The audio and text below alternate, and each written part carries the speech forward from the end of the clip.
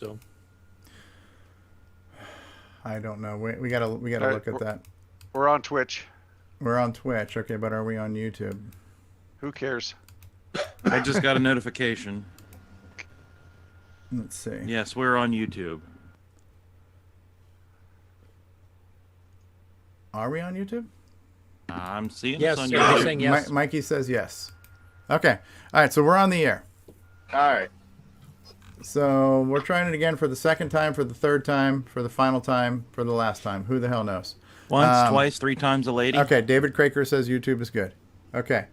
So, all right. So somewhere along the way, we were asking the question, how are you able to get DriveWire without a wire? And then things went downhill. Now we're back uphill. Alrighty. So, this is the internal of my CoCo 2. Okay. And we have, unfortunately it's not focusing too well, but we have these two boards. This is what allows the DriveWire to be internal. Okay. It includes the color basic, extended color basic that is standard firmware. And then it adds options. You can see the rotary switch here, maybe. And that gives you a choice of HDB DOS for the CoCo 2, HDB DOS for the CoCo 3, and Y8 DOS, which you select which one. You can mount this external. This board is just for development purposes. Okay. And this board over here, which goes under the PIA, connects a ESP8266-01 -01 module to the bitbanger port. When this is enabled and in there, the bitbanger port on the rear of the machine is disconnected. The second revision of this board will allow you to switch between accessing this and accessing that. And that is a Wi-Fi module. And that is a Wi-Fi module. That is what actually connects. And you can put one of two firmwares on there. One is the ESP link, which is required for you to access DriveWire wirelessly, or a gentleman by the name of Bo Zimmerman in the Commodore universe has made a special firmware that makes it emulate a modem where you can actually connect out to other sites for Telnet for like BBSs and such. So Telnet BBSing, so it's just ATDT space IP address or host name. Right. Yeah. Now, and without getting too deep into the weeds, because this is just a chip and it's just a board, how do you connect this to your SSID and password? What's the procedure? What's the 30-second answer to that question? How do I join this to my home network? Basically, the configuration of that is done via HTML in a web page. You have to, when you first set it up, you have to connect to it because it accesses Oh, it accesses its own hotspot. Okay, so you give yourself a static IP and you connect to it. Yep, you set it all up, put the configuration in it, and then every time it starts up, it uses that configuration. So can you set it to be in like DHCP mode where it just gets on your computer and gets its own IP address? Yes. Or you can give it a static IP if you want to be able to manage it and all that kind of stuff? That is correct. Okay, we're getting into IT talk at this point. Okay, but you answered my question, and that's good enough for now. Okay, cool. And so you know that not only does this work in a CoCo 2, but it also works in a CoCo 3. Wow. As you can see the board here. Okay. That is pretty nifty. So we've got built-in DriveWire capable DOS without a cartridge or a multi-pack. So it's an internal HDB DOS or insert DOS of your choice here, doohickey. And if that wasn't good enough, wait, there's more. We can now not only connect to DriveWire with a wire, but with this one you could connect to DriveWire wirelessly as well. Yes. Just so you know, the board, you can also do wired, which you can, instead of connecting the wireless module, you can actually connect a TTL to USB adapter. RS-232. So that if you can't use Wi-Fi or you don't want to use Wi-Fi, you prefer a wired, you can install this, connect that to the board instead, and then just use a USB wire. And the benefit of this, well, either this or using the wireless module, is if you're in a CoCo 1, normally because of the drive electronics for the RS-232, you're only limited to 38.4. Okay. With this, you'll be able to do the full 57.6 just like the CoCo 2 does. So it makes it like a USB serial adapter, essentially. Yes. Okay. And by the way, what I'm doing here is what's known as Steve-splaining. I have to say things in a way that I can understand them. I need information Steve-splained to me where it makes sense to me. And that way, if I can reiterate something, then anybody should theoretically understand what the hell's going on here. Basically, you need to cut it up into 8 bits at a time. Yes. Instead of a full 32. Or actually 4 bits. Let's do some nibbles here. Okay. That is cool. That is a cool project. I know a lot of people have been talking about this, and people are implementing these different ways. Some of those ways have been external to the CoCo. Your way right now is doing it all internal. I would imagine because there are many versions of CoCo motherboards and the layouts and the arrangements and the clearances, you're probably going to have to, there's not going to be a one-size-fits-all for this, but there might be a few sizes. I'm working on having it so that there is only 2 or 1 board. There can be only one. Yes, Okay. and the later this week I will start shipping boards for the CoCo 2A and for the CoCo 3. And that's really cool, Sloopy. I'm not really a hardware savvy guy, but I'm able to follow this and I can understand it. And more importantly, I appreciate it. And even though this is something I'm not sure I would do too much myself, I do think it's really cool. And I think a lot of people will think this is cool and actually want to do this. And so I'm not passing my own personal judgment on something just because I don't want to do it. But I think it's cool. And it's very, very cool. Yep. I've quite a few people have contacted me about this. Especially people who predominantly like to play games and people who prefer to use DriveWire, but because of space limitations or because of where the things are located, the wireless is a very good solution for their setup. Yeah. Because the one thing that was always scratching the back of my mind was, okay, I understand this is a Wi-Fi module, but how do you get this module on your Wi-Fi? It seems like it's a chicken egg situation. How do you do it? And you answered that question, and you did it pretty quick. You didn't do the David Ladd approach. Well, first we have to start. The show's only 2 to 4 hours long. We don't have enough for full David Ladd explanation. Yes, I need a Steve explanation. Then yes. Easy to digest. So okay, cool. Anything else?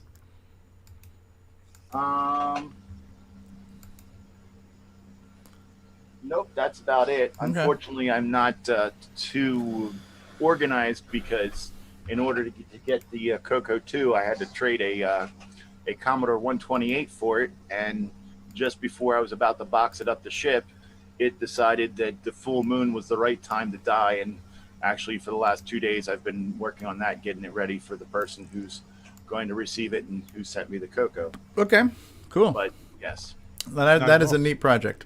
And I know you're not a stranger to hardware, but you are somewhat new to the CoCo community. So the fact that you've already got all these projects going on, like out of the box, and these are very cool projects that I think a lot of people would actually want to, get their hands on and utilize. That's just really cool that you kind of jumped into this community and just started doing that kind of stuff. And I say that to give you a pat on the back, and I'm not saying it to make anybody else feel like, well, I didn't do any hardware. Can I still be in the club? Yeah, you don't need to make hardware to be in the community, but it's still kind of cool that there are folks that do.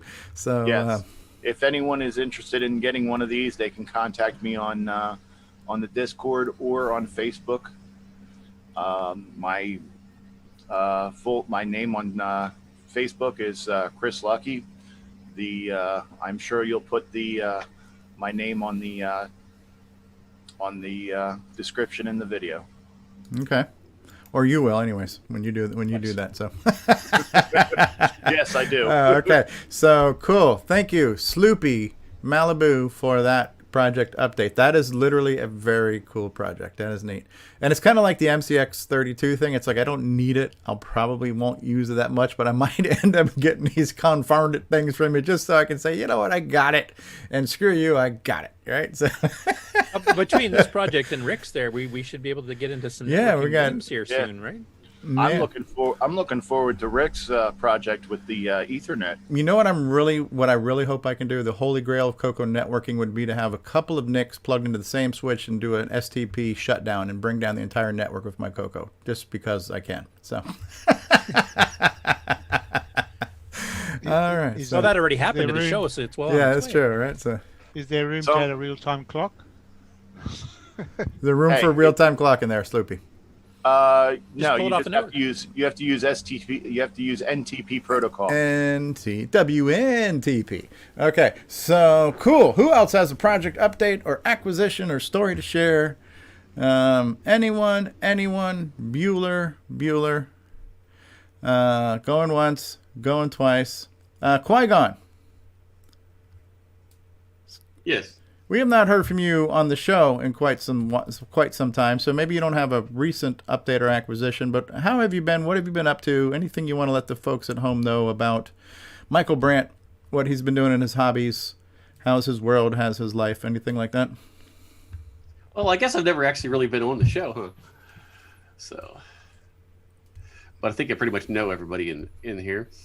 But I think you have. You might have been on an After Dark. You've had to have been on a CoCoTALK at least once in the past 4 years. There's no way. No. Only time I've ever been on your stream was when I was in that room you're sitting in. Ah, okay. All right. Which was pre-CoCoTALK days. Yeah. But yeah, so right now I'm kind of not working because I caught that dang coronavirus. With a lime? What's that? With a lime? I wish, right? But, what about your new acquisition you just got Friday? Well, it's a non-CoCo acquisition. That's okay. But it is a acquisition I got from Sloopy. Sloopy. They got me a new Commodore, new to me, Commodore 64, a Pi 1541, couple of cartridges, and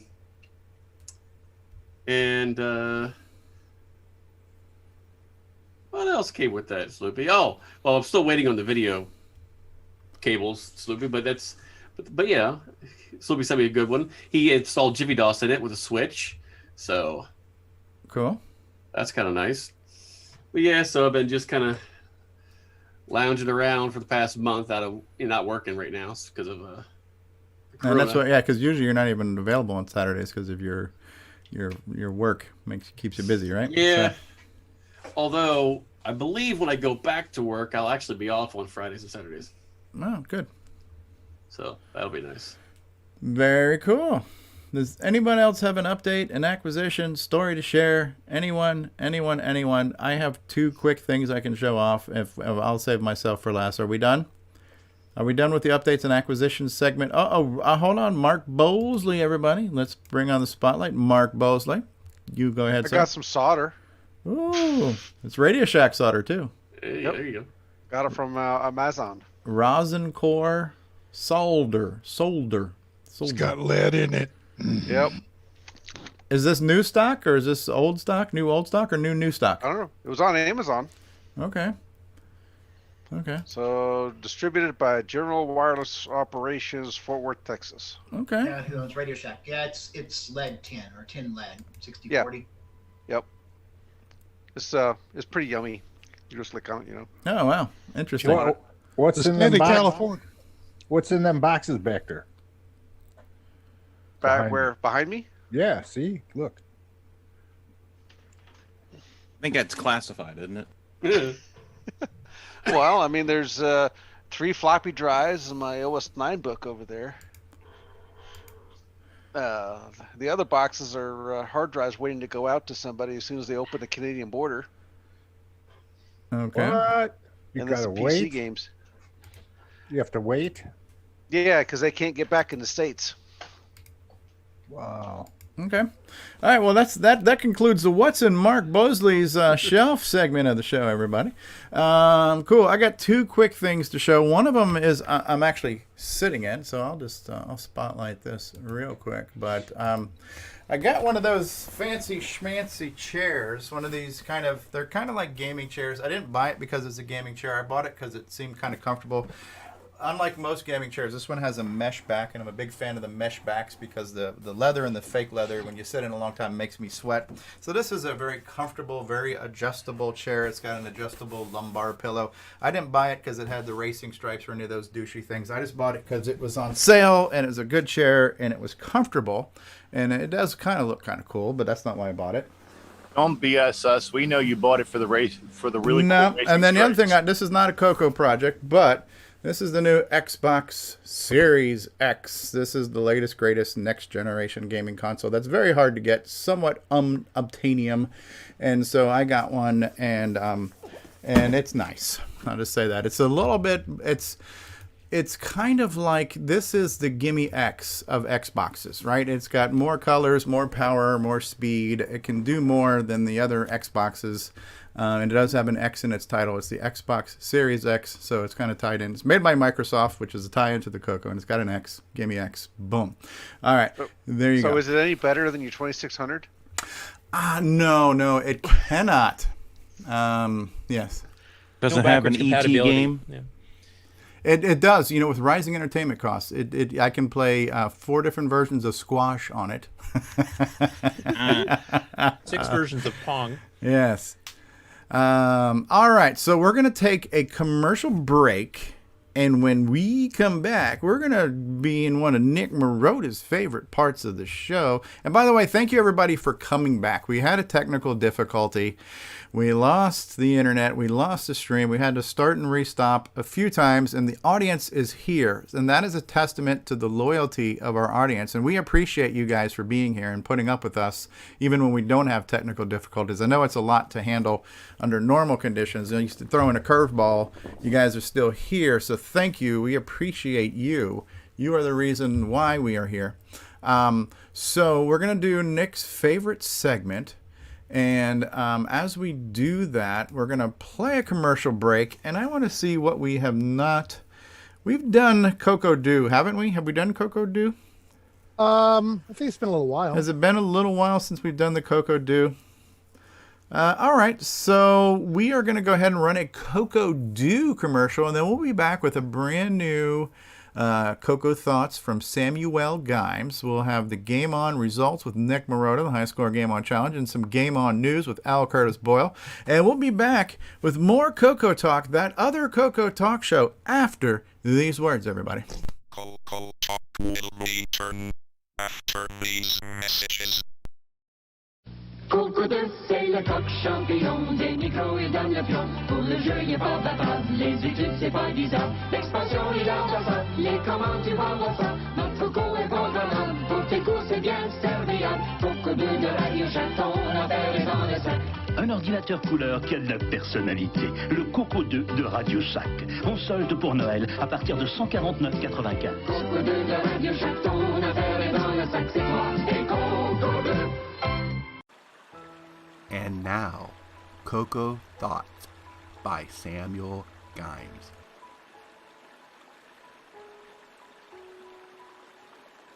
If you're using your color computer in Quebec and it stops working, is it now a CoCo won't do? Hi, Ron Delvaux, Timberman, CoCo Fest, CoCo Talk.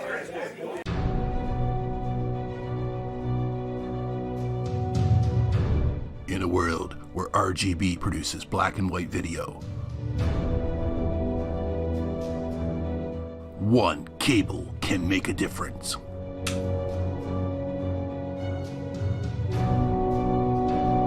Switcheroo. CoCo3ScartCable.com. Hey, have you got your CoCo 3 yet? Hi, this is Rick Adams, author of Temple of Ram and Shanghai, and you've tuned into CoCo Talk, the nation's leading live talk show featuring the Tandy color computer.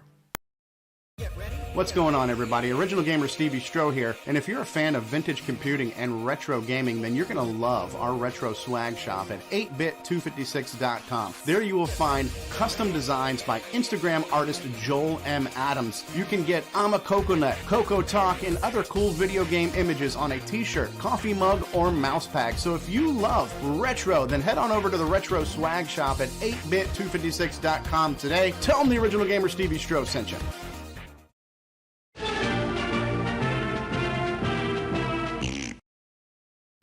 Radio Shack's store-wide manager's red tag sale is on now. We've slashed prices 20%, 30%, 40%, 50%. Save on famous Radio Shack hi-fi, car stereo, radios, toys, TV games, calculators, walkie-talkies, and CB radios. Look for the big red tag. Save like never before on these and literally hundreds of red tag specials. Hurry into Radio Shack today. Hi, this is Randy Kindig of the Floppy Days podcast. I just love me some CoCo, and nobody covers it better than Steve Strobridge. You're listening to CoCoTALK. And now, CoCo Thoughts by Samuel Gimes. Scrollin', system bus patrolling.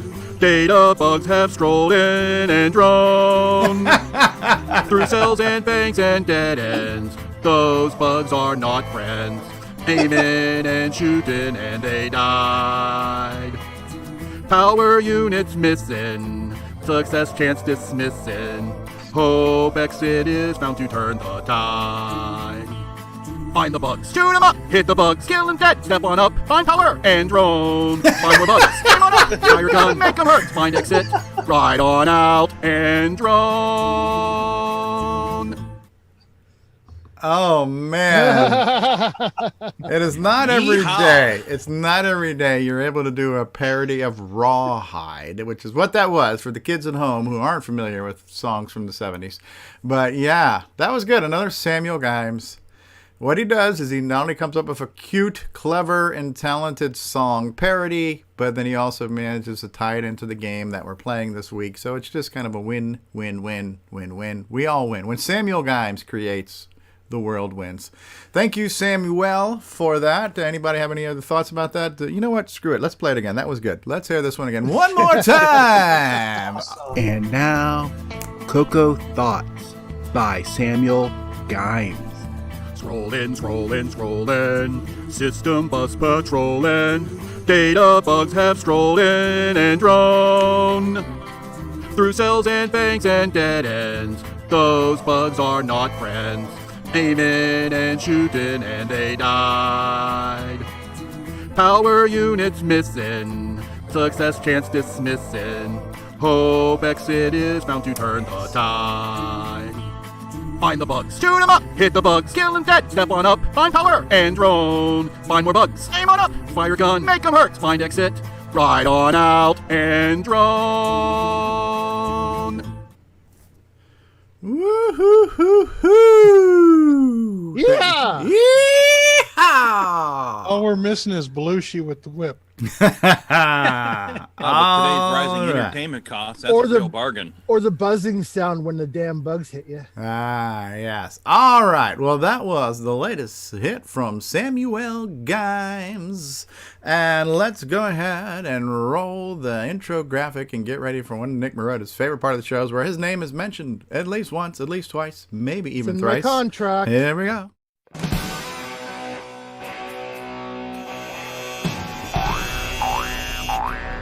High Score Challenge with Nick Marotta. All right, and welcome to another week of results. This week we played Androne with 17 scores submitted. R. Ellen Murphy, 305. David Ladd, 545. Mr. Dave, 6309, 845. Ben Vier Drakes, 2007-85. Nathan, 3120. Tom C, 4630. Tasman, 7050. 8 Bits in the Basement, 7215. Just Mike, 7,995. Jim Rye, 9,275. Damon Beals, 9,430. Canadian Retro Things, 9,775. Me, 11,445. AC's 8-Bit Zone, 12,700. L. Curtis Boyle, 14,215. Frodo NL, 14,740. And the number one score this week belongs to our very own Buck Owens with 36,295. What a distance there. All right, thank you for I got a sound clip for that. All the fantastic scores. I know you do. All right. CoCoTALK salutes Buck Owens. Woo-hoo. Y'all come that goes back well now. with the rawhide. It did. Nice. Yes, I know you have that at the ready, so I didn't have to hint around this week that there was a spoiler. But yeah, Buck Owens playing a different game than the rest of us, apparently. All right. So I'm going to. Oh, sorry, I'm not quite on the ball here. All right, I'm gonna. Good job, Buck Owens. All right. You can do it, Nick. I believe in you. Yes, it should be sharing. Do you see it? Almost. It says you've started sharing your screen. Yeah, what's the hold up? Hold up. Wait a minute. I don't know. Where is it? It says you have started. There. Hey, there we go. All right, I had to think about it. Hey, what baud rate are you connected at today? I got a 1200 baud modem. I just upgraded from 300. All right. Woohoo! I can surf like crazy now. All right, so there's the scores from Rainbow. 40,000. Swadling. Matthew W. And Buck Swadling. almost made it that far, so. Wow. So it does seem possible, yes. And the review, they liked the game. A fun way to zap bugs. Yes. So yeah, they said it was a good game. They thought it was a good difficulty level. They said if you're like an arcade aficionado, maybe a little bit on the easy side. I'm not sure I agree with that, but at the beginning maybe, but it definitely gets harder. Yeah, definitely. So thanks again. We have a couple video clips this week. Our first one is from Canadian Retro Things. Check out his channel where he does CoCo stuff, and he featured the game on Game of the Week. Very nice. So yeah, I really enjoyed this game. I used to play it as a kid, and I don't think I fully used the compass as a kid. I thought it was a lot more difficult as a kid, but playing now, it was definitely easy to navigate the maps. The challenging part was when you turn a corner and the bugs are there, and they have an unfair advantage. They are already on the offensive before you can even react defensively.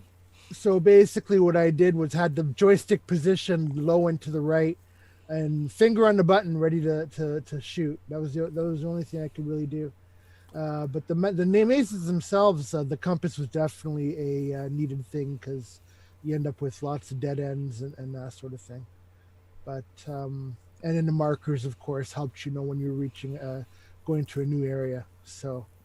And the mazes get bigger as you progress levels up to a certain point too. So they do, Yeah. I think I made it to the third mazes as far as I've gotten. But yes, I thought this was a really enjoyable game, and I'll definitely add it to my repertoire of pick up and play games. Yeah, and then each level you get another power pack, so you have to get like 1 on the first level, then 2 on the second, 3 on the third, 4 on the fourth, etc.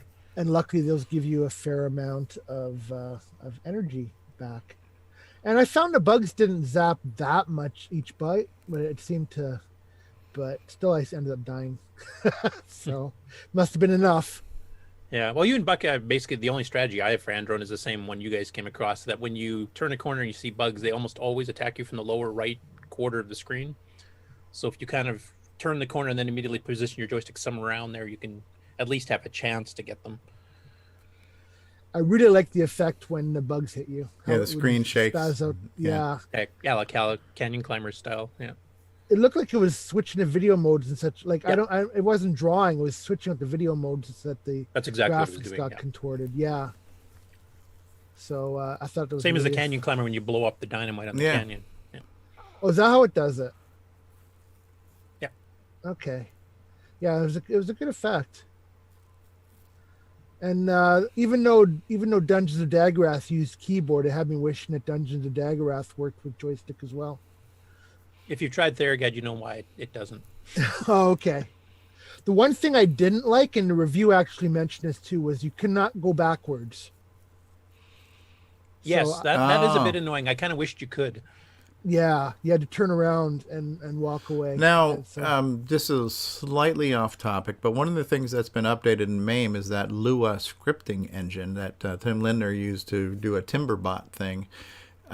It would probably be possible to script something for Dungeons of Daggerath where you could, if you had a controller, you could map certain buttons to do like attack right, attack left, and you could map, move forward to certain things on your modern controller in an emulator. So you might be able to controllerize Daggerath with some external help. Then we'll have to see Ben use it with his VR system. Yeah. I think Ben alluded to the fact he did he not? But he was going to post video, but I didn't see any posted. So I believe that he said he did that. But yeah, he said he was going to post a video of this one with the VR, I think, into Discord. Yeah, and even there's certain you might have done that before. Yeah, there are certain custom mice and other types of control pads that are basically USB keyboards that you can set macros to certain magic buttons on these little devices too. So that might be an option. But Ben's saying he's got that video in Discord right now. Oh, okay, of him doing a VR of Daggerath. Okay. Okay, so yeah, check out. Is it in the Game On channel? You'll have to check. And if you get a chance, if you want to jump on and talk about that, explore VR. So yeah, it is a neat game. The thing that triggered my memory on this is as I was going through the I'm a Coconut YouTube channel, which is one I created a while ago and then kind of put on the back burner. This was one of the first videos I did when I was trying to do a reboot of all my CoCo videos. I tried a different format where I went through the manual, I explained the game. I did things differently than my usual talk over a game without a clue format. You read manuals? Yeah. So I did. It's a shame that didn't last. Yeah, it was a one-off. Right. Yeah. So Story Explorer VR. I always download the videos ahead of time because I find trying to stream the videos live doesn't work so well with my connection. So if the video had been up earlier, I would have been able to download it and show it off. But unfortunately, wasn't possible. So yeah, if you're on Discord, definitely check that out. And if you're not on Discord, you should be, because we do a lot of cool things. So who else played the game? Who's got tips, tricks? Who's got opinions, feedback, stories to share? Love it, hate it? I know Tom C said it was a weird game. Yeah. In his comments.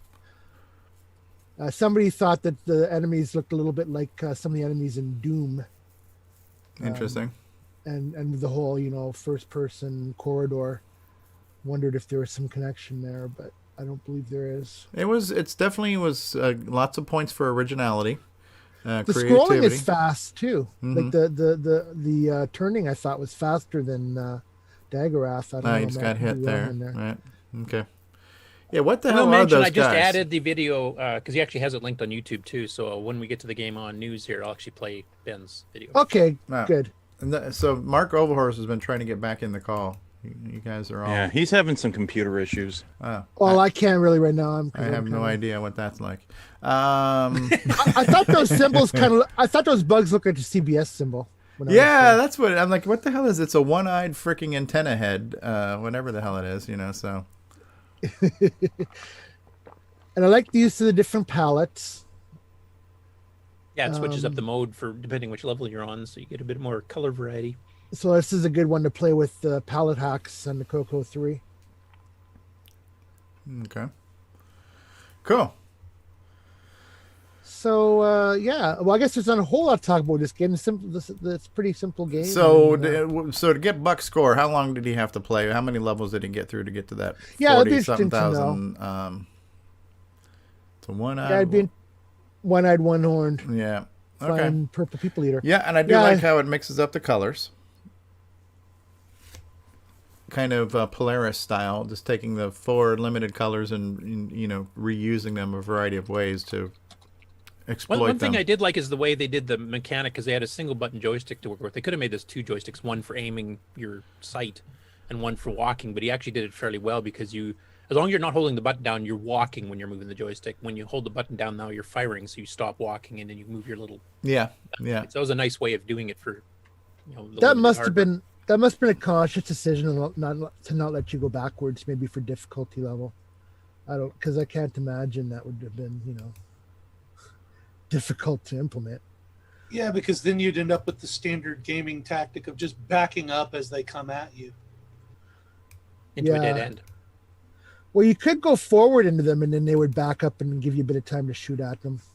But okay, yeah, I'm not sure what else needs to be said about the game. If you played it and if you had something to say, you should have said it by now. Speak now or forever hold your peace.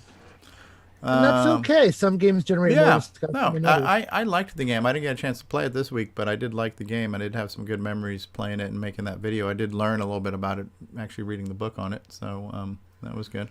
Oh, somebody said the bugs are the Mike Wazowski. That's true. That's cool. Yeah, good point. Okay, well then, without any further ado, if there are no further comments and no further questions, Your Honor, Nick Marotta, would you like to tell us what next week's game of the week is? Sure. Dun, dun, dun. So next week is actually game number 52. Ooh, so is that a year? Which means it'll be the end of the first year of Game On. So I'll have something special for 53 because that'll mark the beginning of our second year. Okay. The first year, this is the end of our first year. So it's just we're doing this week. I picked a clone game, and I'm sure you guys will know what it is. Oh, Demon Attack. Actually, that's not a clone. That's an official licensed one, I believe. Okay, sorry. It's a cover. It's a cover. It's of an arcade game. It's a cover of an original. Yes. So I don't necessarily mean unlicensed. I mean it's an implementation of an arcade game. A port. So yes, this is a port. Oh, that's the word I'm looking for. Port. Thank It's a you. port. Yes. Yeah. Thank you. It's an official. It's not an arcade game. It's an officially licensed Activision or whatever it is. I think. English iMagic. Right. Thank you. So yes, Demon Attack is our game on challenge game for the next week. Awesome. Good game. So Good game. another game mentioned in the smash hit Nightmare Highway song. So I'm trying to cover all the games in the Nightmare Highway song eventually. We're almost there. Oh, Okay. that part of the series. Okay, so Buck Owen says he made it to Maze 5 to get that score. Yes. And in Discord as well, there's a gameplay video from Buck Owen. Okay, and AC's 8-Bit Zone saying the varying color palettes added a bunch of interest. Agreed with Stevie. Okay. Yes. All right. All right, so that is our game on game next week. And again, I thank you all for participating, and thank you, Stevie, for letting me do this gig. I really enjoy it. And thank you to Mr. Dave for the suggestion, because he's the one who put that suggestion out there in Discord in our CoCoTALK lobby or our news suggestions channel, whatever it was. One of the 4 or 5 channels you'll find on our Discord server. And he said, hey, why don't we do something about games or something? And I don't remember even how it went, but he basically planted a bug in the consciousness, and that seed has grown and flourished. And at this point now, Nick Marotta is just he's a flower bed he's a garden of beautiful flowers. So lots of beautiful flowers. Yes, like lots of happy trees and fluffy clouds and everything. So yeah. So thank you, Mr. Dave, for planting that seed.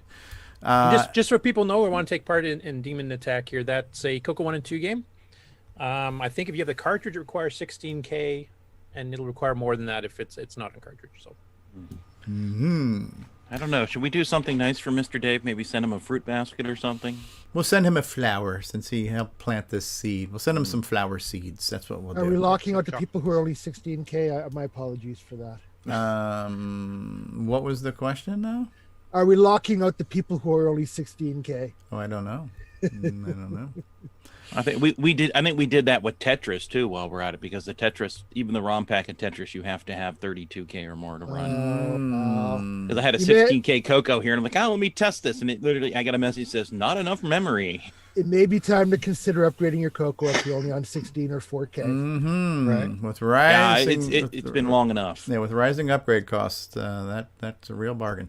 Okay, so we're still in our Game On segment. L. Curtis Boyle, do you have some Game On news for us? Yes, and we'll even start with something related to the Game On Challenge. So all right, so take it roll the away. intro. Here we go. All right, you guys can't hear the music, but this is the cool music that Nick Marotta's created for us. This is the Game On segment intro graphic because we're a professional show. Take it away, L. Curtis Boyle.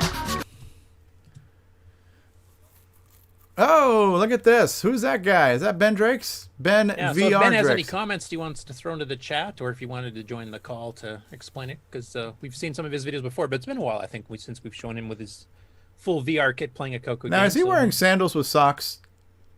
That's typical nerd dress. We all do After that, I'm pretty September, sure, no less. Come on, that is a fashion. That is special VR footwear. That's right. That's a not bad. fashion don't. That's a fashion Welcome don't to right there. Stevie's Fashion Corner. Cheers and jeers. White socks for Hey, you. this is a judgment-free zone here, folks. Okay, so. Wow. And when Stevie goes out, he wears his formal shorts. That's right. That's perfectly fine. It's when you wear Crocs with white socks. That's when All right, take it away, Curtis. Hey, so I have no idea what that audio is going to be here, but let's go.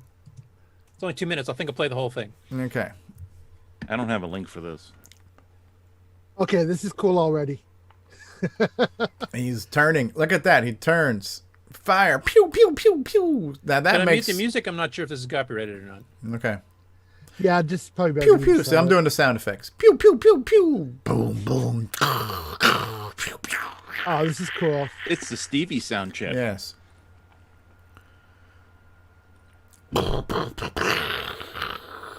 I used an air mouse to turn rather than strafing on the Omni, which is what I usually do when I'm playing an old game like this. It's YouTube free music, he says. I truly recommend trying the game each week. It's a lot of fun, is what Mr. Dave says. Okay. That is really cool. So those are VR footwears. Oh, they are actual specific VR footwears. It's the VR grade sock sandal combo. And this looks notice like you won't ram into the wall running around. In yeah, your this VR. looks like he's wearing like flip flops of socks. That's all. So I mean, it could be what it is. So that is kind of cool, though. I want one. That turning mechanism certainly works better than the very earliest ones we saw. Yeah, yeah. And it's kind of like you're getting exercise while you're playing games, which is what I don't get in my current comfy chair right now. So that's how I can justify this to the wife. That's yes. right. That's right. It's the for whole my reason health. I bought a Wii way back in the day. Right. Call of Duty, treadmill. 10,000 steps. I mean, if we had to physically do what we do in video games, you know, all the running and walking and hanging We'd all from be dead walls of heart from your attacks. bare hands, it's like really? I You'd can't. need the I dagger can barely lift myself out of bed. I'm not climbing a mountainside, folks. You would need a dagger-ass heart monitor at the bottom of the screen to show you're about to have a heart attack. Yeah, right. The cholesterol meter, the blood pressure meter. That's what I want is the Daggereth heartbeat on an Apple Watch. That would be perfect.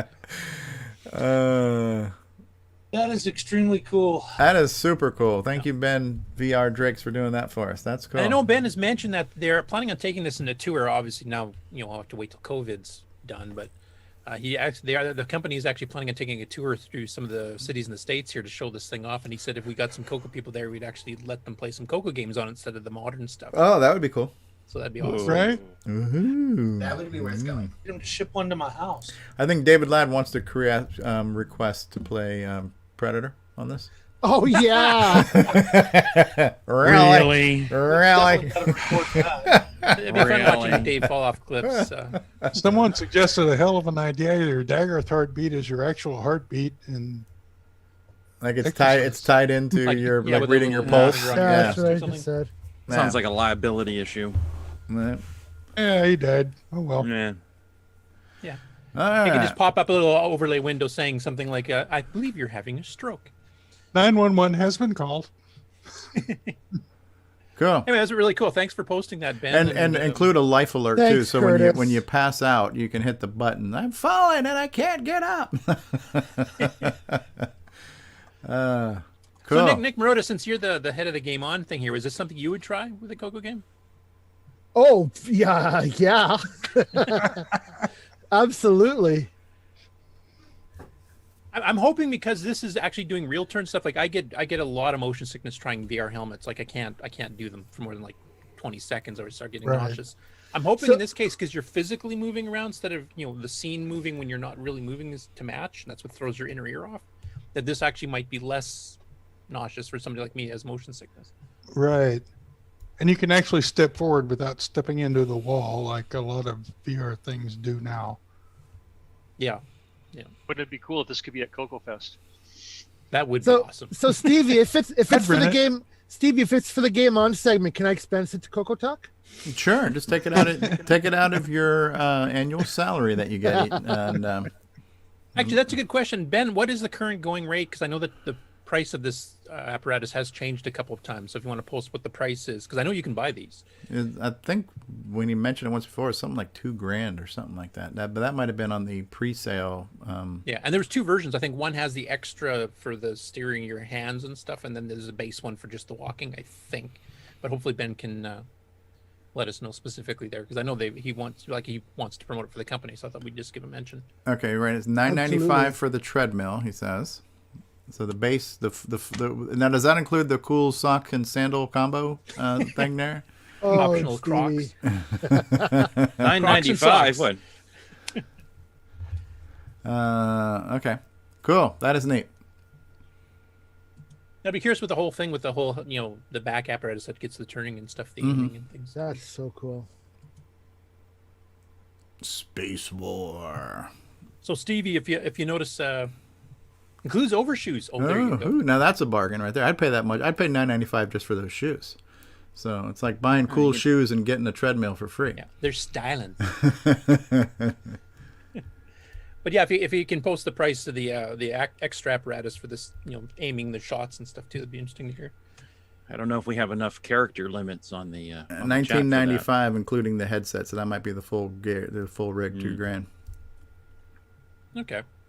So it's about the price of 3 CoCo 3s. Nick Marotta should be able to expense that. We'll need that for the anniversary game, by the way, guys. So order now. Yeah, when we get to the second year episode, when we were starting our third year, we'll make it mandatory. You have to play it on one of the VR things. Yeah, right. A real challenge. Send us a picture of you in your VR rig with your cool sock and sandals and your score, and a self-addressed stamped envelope to P.O. Box. Yep. I'll just you duct tape a ViewMaster to my head. Just wait and switch scenes. Click. That's a redneck VR right there. Huh? Somebody, one of those things from the dollar store you stick your cell phone in. Okay, what are we talking about here, Curtis? It's SPACEWAR. Okay, so RichN has released his port of SPACEWAR. We've kind of shown a little bit of this before, which is a port of the original 1962 PDP game, not the arcade game of the same name that came out in '77. So he's made a couple of videos for it. He's also released the manual, which is what I'm showing right here. And it's his first ever assembly language program he's ever really written. Oh, that's cool. So this is the manual, which kind of goes through the instructions here. And there's a free download on the Color Computer Archive or the Discord. 32K required.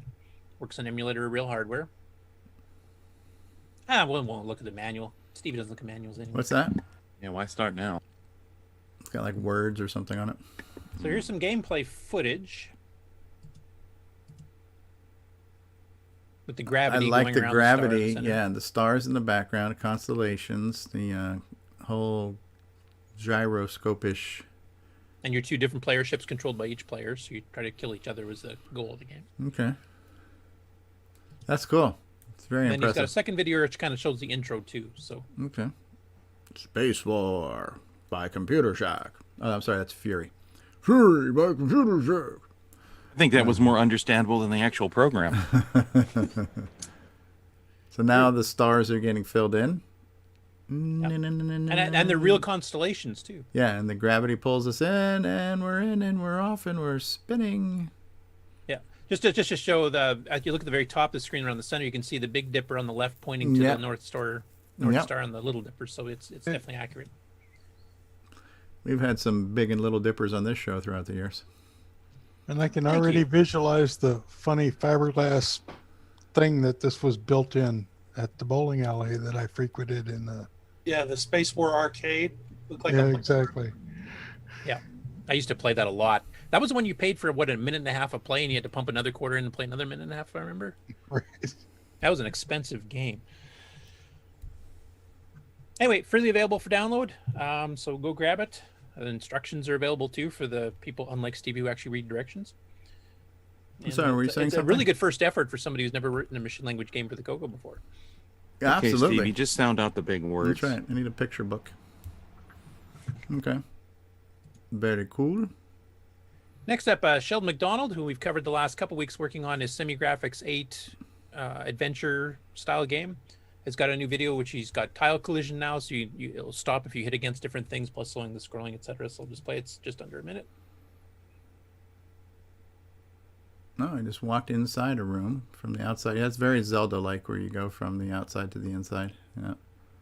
Yeah, and he's got some debugging info, obviously, like the XY coordinates on the upper right there. But you can no longer walk through walls and water and stuff, so it actually checks for collisions. Yeah, that's neat. I like the kind of arch look, and that is really cool. Yeah, this is very Nintendo Zelda-ish looking. Yeah, the one difference from his original demo just was smooth scrolling all the way through, and I actually kind of prefer this effect where it zooms the next scene in as opposed. It it kind of transitions to the next page. Yeah. Yeah. All right, coming along good. He said he's got a lot of work to do on it still, but he looks like he's made a lot of progress. That is cool. That is neat. I'm really jealous of people who have talent and and skill, apply themselves and achieve things. Yeah. That's cool. I mean, I try to make myself famous in the CoCo community just by stealing everybody else's stories and just retelling them all. How's that working out for you, Curtis? Well, obviously I haven't got a pay raise in a while because I think your last report card to me said no originality, nothing for you. So. I believe that's a division by zero error. Yes, he got 1,000% improvement. That's right. Yeah. Next up, we have a first of a few Jim Gerrie things. The more interesting ones are a little bit later, but this one he did an update to the Speed Demon game, which is a car racing game. So this is a little bit faster, but it also doesn't leave a trail. The original version kind of left the trail of your car as it's scrolling the screen. So he's fixed that so that it actually your car's down the screen somewhat, and then it doesn't leave this big trail, except on the intro screen, which we'll skip. But Na, na, na, na, na. I remember this one. You went 35 miles. This is, and where's the couch? Ouch. Yeah, I remember this. This was back, typed in from a book. Yep. And back in the 16K cassette days. It's probably have that on some cassette somewhere. Yep. The original game was called Road Race and was by Tom Rugg and Phil Feldman. Okay. I like what he's doing there. So, and it's very fast. It's not like super flashy blinky. It is, it's not double buffered or anything. You do see blinking, but it's not like the strobing effect. Yeah. It's very acceptable. The speed is acceptable and the flash is acceptable. And the moving left and right, this is good. Is this all in basic, no assembly routines? Yep, all basic. That's quite impressive. Wow. The thing that actually inspired him to revisit it, because like I said, his first version, it left the trail of the car because you just kept redrawing it as you're scrolling the screen. So left your car trail going backwards. But somebody had ported this to the Apple II based on the MC10 version. And they changed it so it would, it was pretty blinky, but it got rid of the trail. So Jim revisited it specifically to, outdo the Apple II version. So no, that's a tall order to fill right there. So the 6502? No. No, just the Apple Basic had some cool modes like this where you could print colors and stuff. Yeah. Oh yeah. Just a sec here. My thing went and killed off a couple too many, I think. Let me bring the micro deal guy. Is this guy technically Cuthbert? Is this quote unquote Cuthbert, this micro deal guy here? Yeah, I'll skip ahead to these here because I accidentally just killed a couple of tabs here because my mouse button got stuck. It wasn't that important. So I'm just going to make it a I'm little... trying to throw me off, Undo that's all. tab button.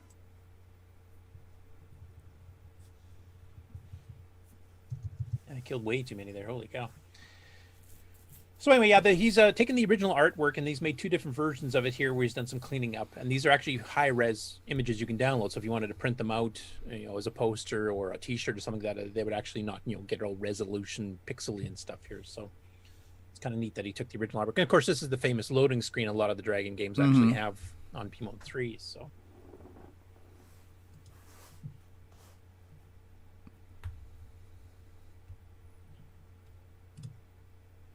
There, it didn't stick this time. Right on.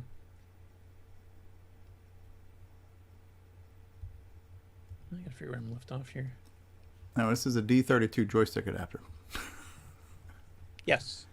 So we mentioned this last time, and we actually had some pictures of it here. So it's an adapter for doing Atari-style joysticks on a very small circuit board, which he's going to make a commercial product with the different templates and stuff. But what he's done here is he's actually made all of the hardware designs, the case designs, and everything else are all freely available on here. So if you don't want to have to purchase it from England, you can actually just do it yourself.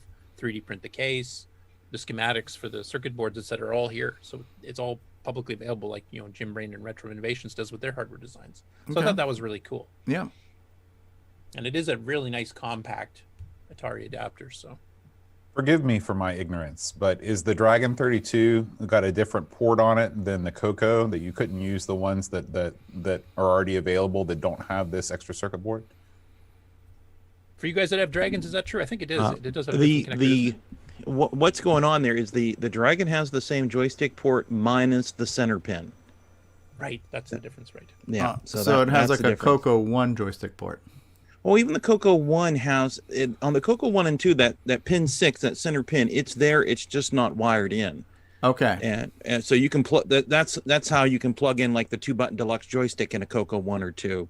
Okay, yeah, it just doesn't read. Okay, so physically it has the 6-pin receptacle, right? But mentally it's only reading 5 of those pins. But on the Dragon, there's only 5 physical pins in the receptacle. Right. So a CoCo joystick, other than a Black Beauty, won't plug into a Dragon without some type of adapter. So there are a few products on the market that will convert a CoCo joystick to an Atari joystick. So there's the one that Neil Blanchard makes, and there's one that Richard makes. But also those are being provided in the States, where this is a UK source. So if somebody in the UK wanted to get something, now they've got a local source to get it. And there is that, I guess, as you guys are pointing out, there's a specific difference in the actual connector, the DIN connector on the keyboard. Yeah, 5-pin versus 6-pin. Now, though, you can get a generic 6 to 5-pin, dumber downer thingy. I believe Richard may sell an adapter. Yeah, there's the picture of the DIN right there. Right there's your 5 pins. Right. Yeah. It's just. Oh, yeah. look. There's 2 different type of 5-pin DINs, and that one is, there's the 180-degree one, which is the CoCo cassette port, and then there's this one that's just like the 6-pin DIN minus the center 6-pin. Yeah, and as Sixie is pointing out, Karen, he's saying that it turns out that these 5-pin 240-degree DIN sockets are much rarer these days than the 6-pin DIN ones are. So it's harder to get a 5-pin DIN. All you need is a pair of pliers. Pull it out. The last time I needed one, I just heated that pin up and got it to come out. Looks like that's what happened to this one. Yeah, you can see the center point there. Yeah, there's a little divot in the center. So it's really cool that he released it publicly. I mean, if you're in the UK and you're not a hardware guy, like if I lived in the UK, that's definitely what I'd be doing. I'd be purchasing it. Right. Well, the original but shipping is so expensive. The original right now. circuit design for this was in a magazine from the 80s anyway, so it's kind of been public all along. I don't think it was quite this compact, though. Oh, okay, as far as the shorthand version of it. But the circuit design itself has been public for 40 years. And I believe there's even a fellow in Australia making them too now. Yeah, Cyril. And I can't remember. I like this. Jason Cyril, I think is his name. This has also been designed so you could plug it directly onto the back of the CoCo if you connected your connector to the circuit board. Okay. Okay. Yep, we see that. Or I see that. Okay, neat design. Right, it's a cool project. So I'm going to bring back my one page that went flying on me here. Okay. Oh, nobody needs more news, Curtis. Come on. Hey, it's Taco taco night. night. Taco night. This is bringing you back bad memories for you, Stevie, isn't it? Here when you burn your arm. Tacos. Oh, Return of the Beast. Okay, I'm just going to stop this for just a sec here. So this is his third part in the series, Nest of Dragons. This is the guy who's been repairing the dragons at one of the computer museums in Britain. So we've covered him before. We've taken them, he's retro-brighted them, and he's fixed circuit boards and power supplies. I think we covered one just last week, actually. So this is his part 3. So he goes through a couple of the other dragons, and he intersperses them with gameplay videos, because on the second video, he repaired a couple, and then to test them, he tried a couple of games, and he wasn't that impressed with the games. And he kind of mentioned that at the end of the video. And I was asking for some suggestions from people. So some people did suggest a few games, and he's definitely more impressed with some of the other ones like The King and stuff.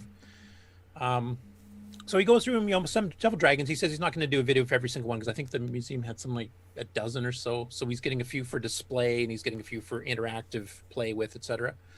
But this one here, Return of the Beast, we've had this one on before, and it's basically a Xevia style game for the CoCo 1 and 2 with 4-way scrolling, digitized explosions, etc. And we've played videos of the gameplay before. I've never seen a video of the full thing, and the game is not complete. It's more like a playable demo, because it only has one level you can play on. But I thought I'd play this here because he's actually got the full intro, which actually has a digitized music soundtrack on a Dragon 64, nice. or Dragon 32, I should say. So this is actually more impressive than I thought, because he crammed all this into 32K along with the game itself. Turn the volume up. Actually, Crank it up, man. Turn this one up to 11. I will play this for a bit. All right. Stuart Orchard is the guy who's making this return of. Look at that! How cool that color looks like that. You guys hear the song? No, I hear nothing. Maybe. Did you not share audio when you shared the screen? Let me just reshare it. Curtis, you're not sharing your audio, Curtis. It's going to come up on your it's going to come up on your yearly review. Is there any way to set this as a default in this stupid Zoom thing? Use your sound, Curtis. Okay, now it's muted. Now YouTube is muted. So yeah, I got to back up. Anyway. Back it up. Back that thing up. Ooh. Turn it up, man. Backed up, though. Best music I've ever heard from a dragon. You hear it now? Oh yeah. Coming at you. That's very Sid-like.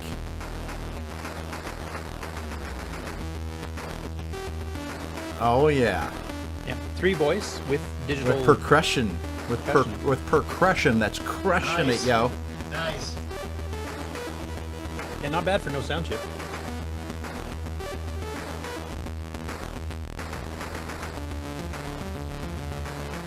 It kind of sounds a little bit like Simon's players, actually. Yeah. Music players. I love that frickin' snare drum sound.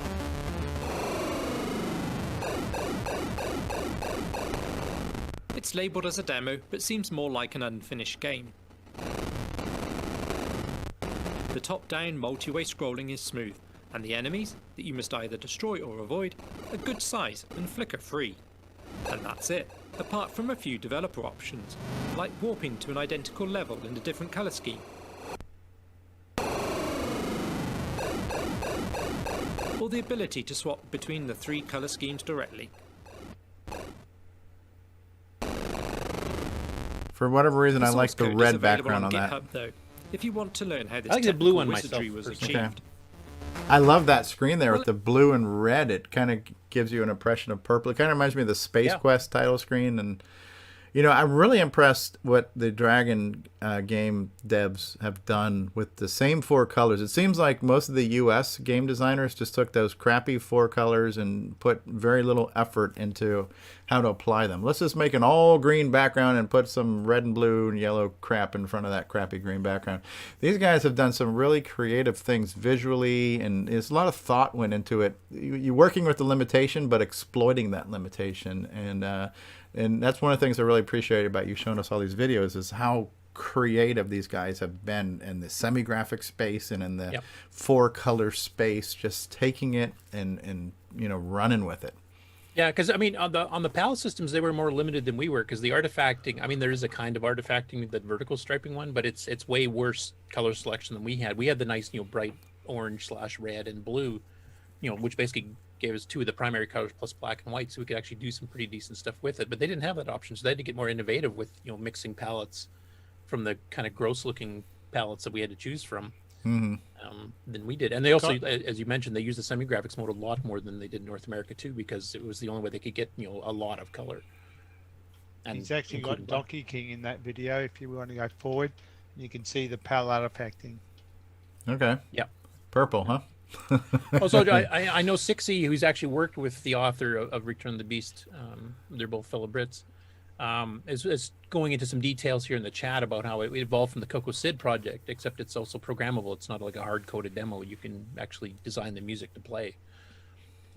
Your own music that runs through the same engine and keeps it really compact. Because I mean, the whole game, all the graphics and all that soundtrack and the digitized samples, it all fits in 32K. Wow. Which is pretty amazing. Yeah. Now, you said later in here? Flagenbird. That's Steve Bamford Bosco. I think it's before that, isn't it? Yeah, maybe before that. Okay. Yeah. It's much closer to the Donkey Kong original.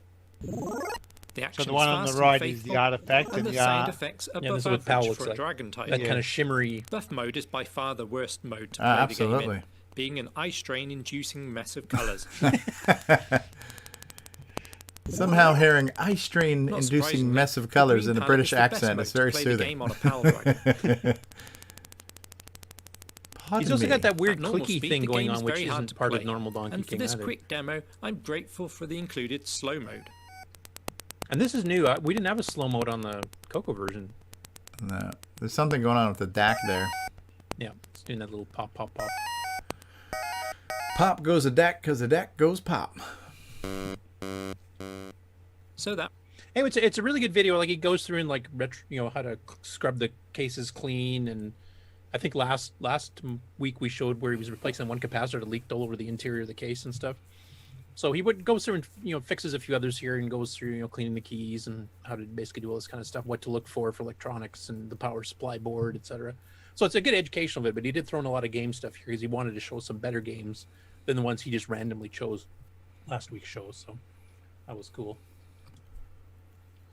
Next up, we got the Jim Gerrie special. Now, as we mentioned last week, a guy named Greg Dion had released his MC10 cross compiler for Basic Compiler. Okay. Yes.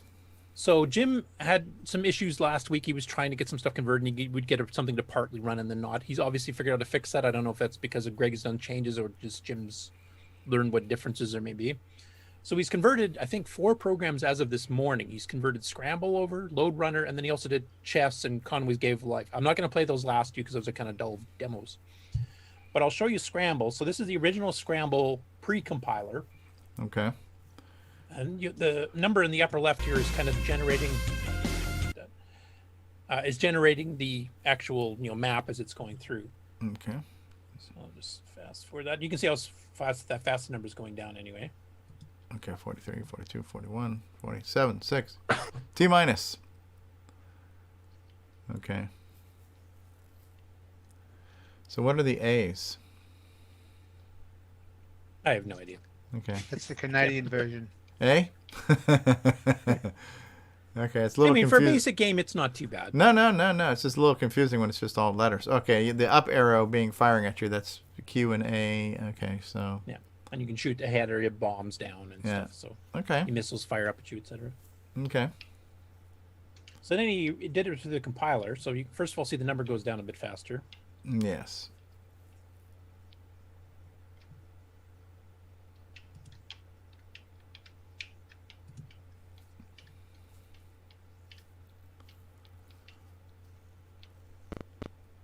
And we've got sound.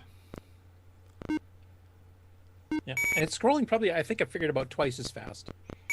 Okay. If not, and it's scrolling more now too. It was a lower screen. This is a taller screen now, so it's scrolling more of the screen.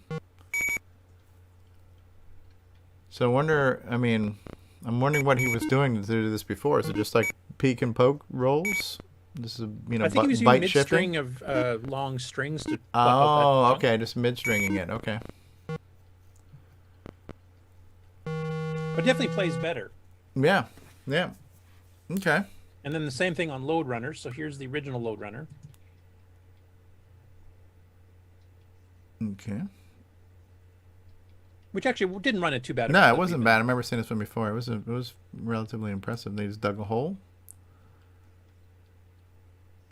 Crosses the rope. Hey.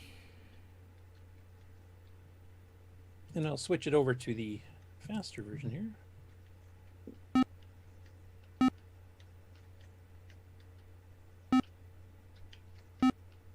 Yep. So it's definitely faster than. Now is it? This is the slower version again, and then side by side. But I'd say roughly twice as fast. Yeah. And I know Greg's not done with the compiler yet, so I mean this is just right. first out the gate since he first released it last week, literally. So I'm really looking forward to what Jim will do, and also what Greg will do if he further optimizes the compiler and starts adding more better speed ups type thing. That is neat. So. That is neat. But you can definitely make some more playable games here. You can probably tackle some games you couldn't have even tried before; they would have been too slow. So I'm really interested in what the two of them are going to come up with. Yeah, absolutely. MC10 has turned into a bit of a beast as well, hasn't it? It has. Yeah. I'm just waiting for the MC10 version of Nightmare Highway. Nightmare Highway. I could try writing it in compiled BASIC. You might not need to write an assembly routine for it. On this one, actually, Brian Weezer kind of brought this up. He was trying to check out some videos from Cuthbert Dragon's page, because we've featured him a lot of times before, because he actually has the original cassette artwork for the Dragon games, etc. And he plays on real hardware, filmed on a real screen. But his page suddenly got wiped out midweek. Like everything was gone. And neither one of us really knew what was going on. It looks like what he's doing is he's going to be redoing them all. He's going to do every one as a roughly 3-minute video. He's going to feature 2 games that are related in some way, either the same author or the same style of game, etc. And then in each 1.5-minute segment, he's actually cutting between scenes. So he's trying to show as much of the gameplay as he can. So, for example, in Frogger, he actually shows you like the snake going across the middle and one of the alligators. He doesn't just start on the first level. In the case of Scramble, the Tom Mix one, he actually shows scenes from all 5 levels and even the win screen when you succeeded, finishing off all 5 levels. So he's redoing his entire page as this new condensed but expanded, condensed in time-wise, but expanded on the fact that you're going to see as much of the game that he can show you from playing it live, like different levels that maybe might take hours for you to get good enough to get to, etc.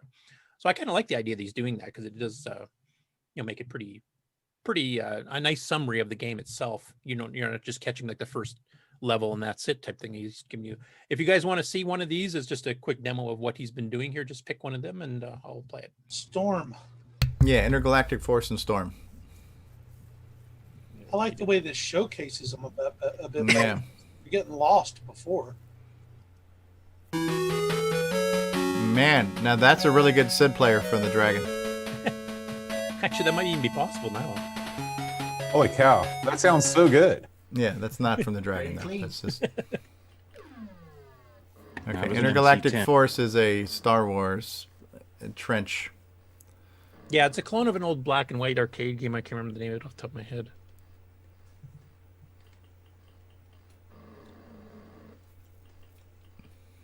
I had played the game and I remember it was pretty interesting to see the 3D smooth scrolling of the sides and stuff, but the game gets pretty dull pretty quick because there's not much more to it. This reminds me of a game for the Tatung Einstein. Maybe you guys in the UK or people that know. There's a game called Escape from Merlin 8 that has that it's pretty much identical to this. Okay, that was probably based off the same original arcade game then too, which I have on my site on my arcade translation page there. It mentions the original name, I just don't remember it off the top of my head. It used a grayscale. Now, does this one ever get to the thermal exhaust at the end of the trench, or you just keep going forever? Like, No, you just keep going. You bomb those little holes in the bottom. And that, okay, so there is. There's one right there. That was it. That was so the thing on the ground. So it's not like in the movie where you got to the end of the trench, you had to shoot the exhaust port, and then you left the trench. So this is a never-ending stream of exhaust ports. Arcade shooter, basically. Yeah. It's like this show. It just goes on forever. The original arcade game, it did a cool effect though. If you got killed, it fired you out of the trench. Your ship went spinning off in the distance, and then it zoomed back into the trench to take you back in on your next man. And then Storm. I like that little transition there too. Was it like Tempest? Yeah, Tempest. Tempest clone. Yeah. Yeah. In some A good one. A good one. Yeah.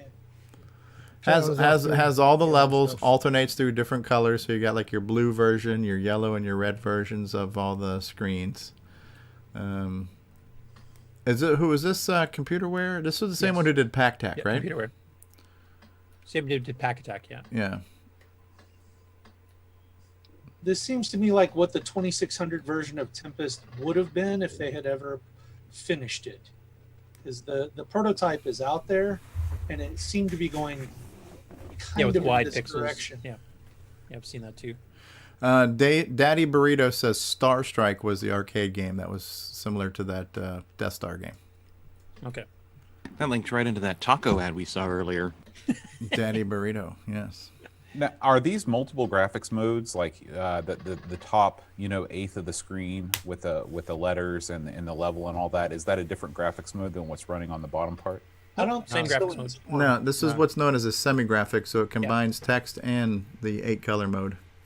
Yeah, basically this is semi-graphics 24, which means it takes the regular text mode but lets you split on each scan line so that you can actually merge text and you don't have to print the full block of the text. Like, it's the blue lines above the score, for example. So the first scan line, it's using a graphics block, a low-res graphics block, and then the next, 8 or 9, it's doing the actual text character, and then it kicks back to the graphics block again. So it's not really mixing cool. modes, because those are just normal set-reset graphics on the CoCo, but it lets you split by every scan line. Like normally this mode, if you just did plain semi-graphics 4, you get 64 by 32 or 32 by 16 text. In this case, it's 64 or 32 by 192. You can individually do. The one limitation on it, well, it was a couple. One limitation is on the text. It has to line up in the character cell. Like, you can't shift the text up or down.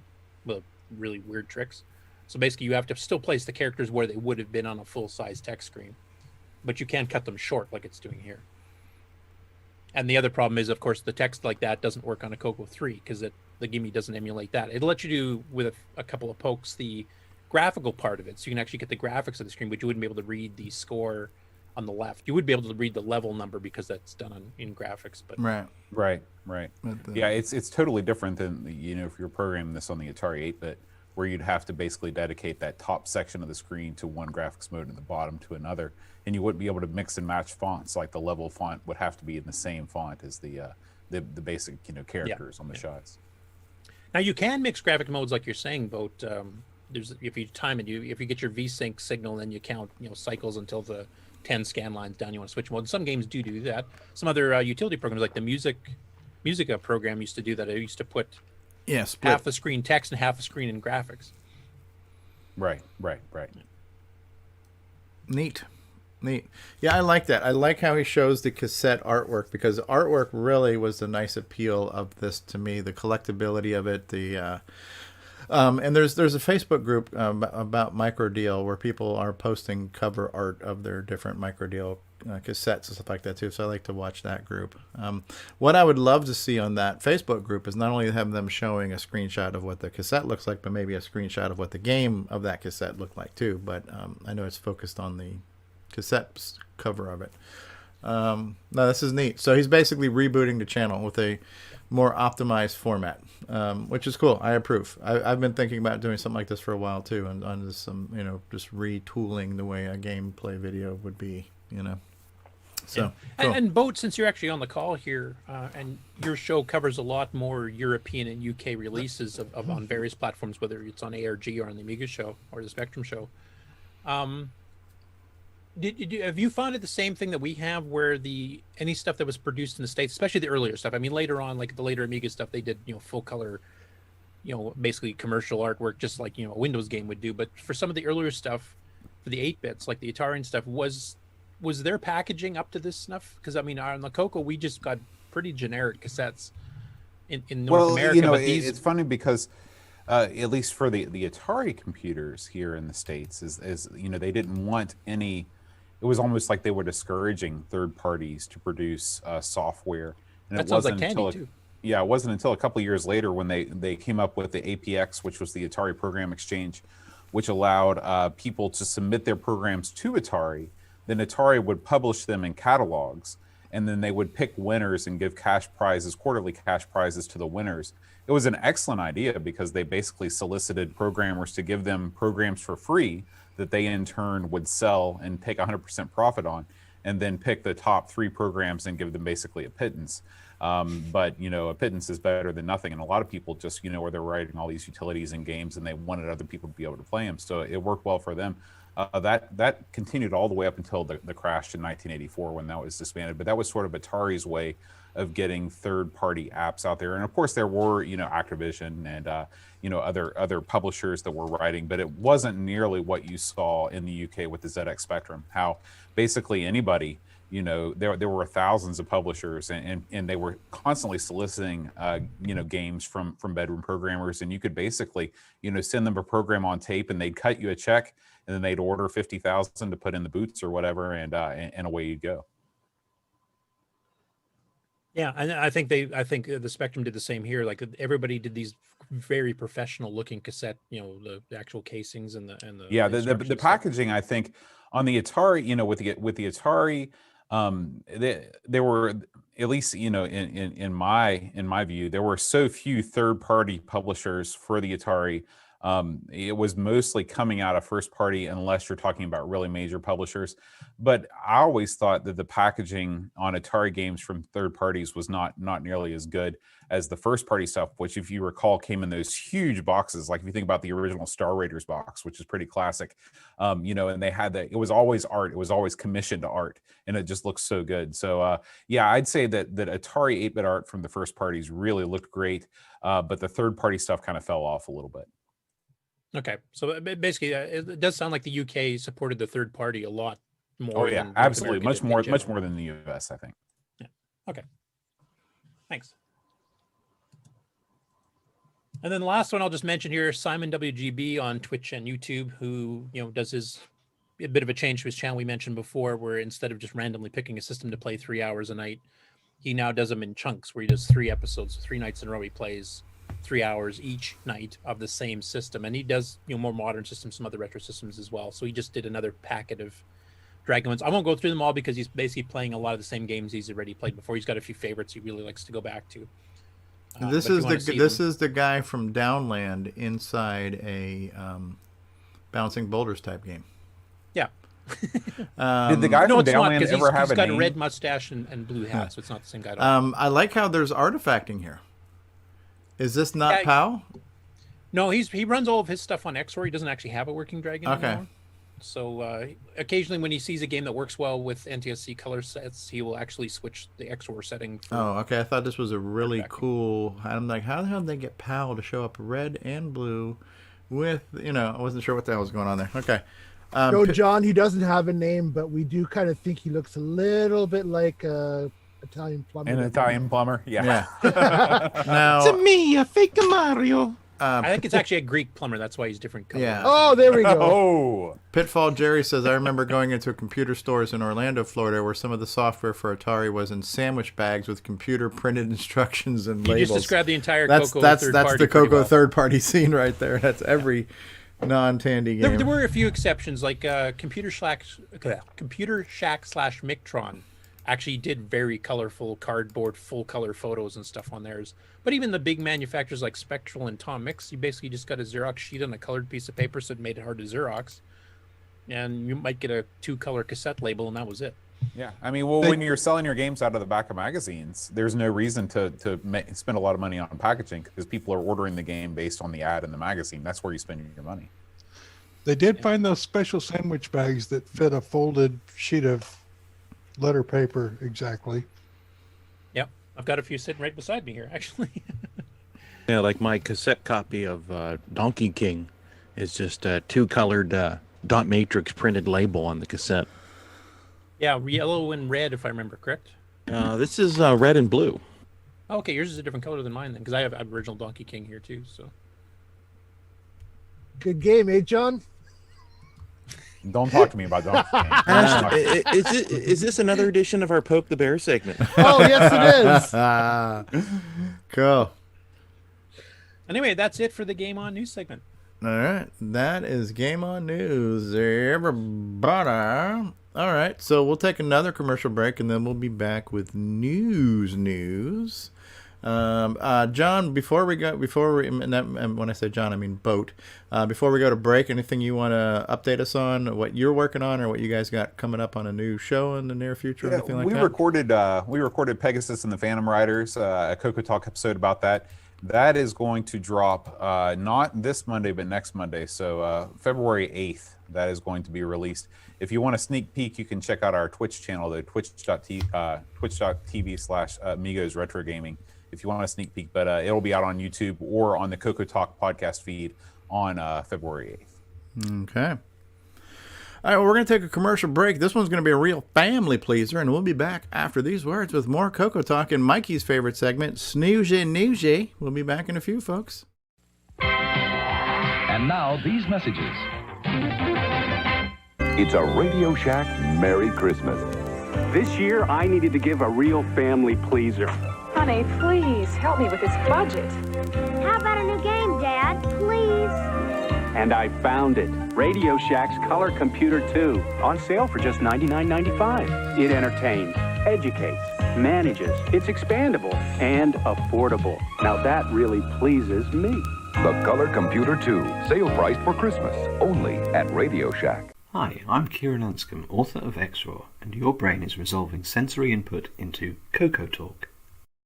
At Gsoft, we make games for the TRS-80 Color Computer, TRS-80 MC10, and Dragon computers. Our basic games cover the range of genres from arcade, to text adventures, to simulations, to 3D dungeon crawls. This is our latest puzzle game from Japan, Fruit Panic. So come on and drop by our website and download our latest games. Tired of switching your joystick between the left and right port? Want to change between different controllers? Well, Joey has got you covered. The Joey Controller Switch. Take control of your controllers with the flip of 2 switches. Order today at cocoman.biz.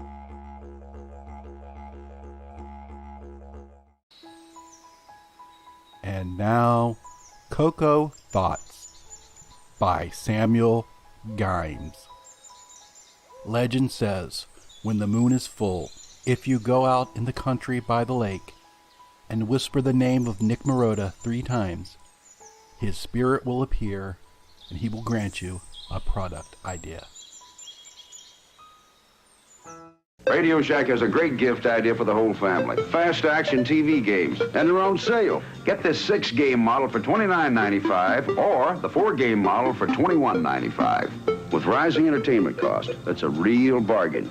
You play hockey, tennis, squash, and more. Easy to hook up and great family fun that lasts all year long. The sale price TV games. Only at Radio Shack, a Tandy company. Hi, I'm Terry Steen, author of Balloon Fire and other amazing games on the color computer. And you're listening to Stevie Strow on CoCoTALK. From around the world, what you need to know. Get caught up on News with L. Curtis Boyle. And now a Muppet News Flash. All right, it's everyone's favorite foreign correspondent, L. Curtis Boyle, brings us Snoozy Newsy. I'm still getting used to being called a Muppet every week. But... A Muppet. Yeah, filthy animal. Keep the change. First up, we have Richard Harding posted in the Dragon group his photos of his test fitting his USB Dragon keyboard case, which is still a work in progress. And as he says, there's still plenty to do as this is part of a larger project, reimagining of what a designer 1980s Dragon could be and look like.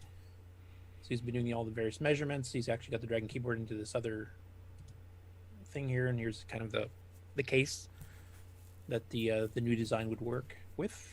It actually matches my chair quite well. I was gonna say very Darth Vader-ish, but yeah. What is that? What is that piece of material there in the front of the space bar? Almost looks like a weird like fingerprint reader or something. Go back one more. That one right there. What do we think that is? Mouse I pad? don't know. Could Mouse be pad, yeah. A trackpad, yeah. Trackpad. could be like you a could simulate little... an analog mouse by doing 64 positions both directions there. Yeah. Could be. I don't know. An LCD with a real-time clock. Okay. Yeah, it could be Sure, why something not? like a GoTech floppy right, an cassette OLED emulator. for the GoTech. Yeah, Yeah, absolutely. could be anything. I like the style of this. It's pretty cool. This is I guess he's 3D printing this, right? So, but you got the Dragon keyboard in there. Let's flip it around. Let's get these angles again here. I also like the fact that he's got it looking like it's a larger case with built-in drives, except he's got dual cassette on the left instead of dual drives. Okay. It's kind of cool. Is there any particular reason you need dual cassette, or is there any use for that? Well, the Dragon didn't really get not as many Dragon people got disk drives because they're so hugely expensive in the UK that almost everybody stuck with cassette. So it's much more common to get cassette-based stuff. Right. But I mean, is dual cassette actually a thing that you is there any real use case for having dual cassette drives? Except for backing up tapes. Backing up. Okay. Say no more. Saving game progress, maybe. I don't know. Nice to have a cassette. Yeah, one to load You and could one to legitimately be save. copying because you're a manufacturer and you have to make multiple copies to sell. I don't know, Exactly. databases? Right. Well, one Like for- Rainbow Magazine used to have a thing that controlled, was it 8 decks at the same time with one master? I can't remember how that worked, but they had a huge thing for duplicating their Rainbow on tapes. And it's an interesting project. Like you said, it's still a work in progress. I'll keep following this and see what else comes out of it here, but it looks pretty cool. And as Stevie mentioned, it does match his chair, so maybe there's a marketing opportunity there. There you go. Okay, next up we've got Simon Jonassen. He's got a couple of things he did. One was he uploaded the bin file for his CoCo 3 Mandelbrot renderer. This is the one he's been converting from BASIC, which took about 4 hours to run. His current ML version takes about 9 minutes to complete it. And he's still working out. It's not fully optimized yet, but this is showing the result. I won't show a 9-minute video of it rendering your Mandelbrot. So. And then, of course, you can palette cycle and animate it somewhat as well. And the second one he did here is the song Popcorn, which it's only 20 seconds, so hopefully we'll be okay playing that. But he actually converted this from MIDI directly to his player. So I'm hearing some really weird, strange background noise somewhere.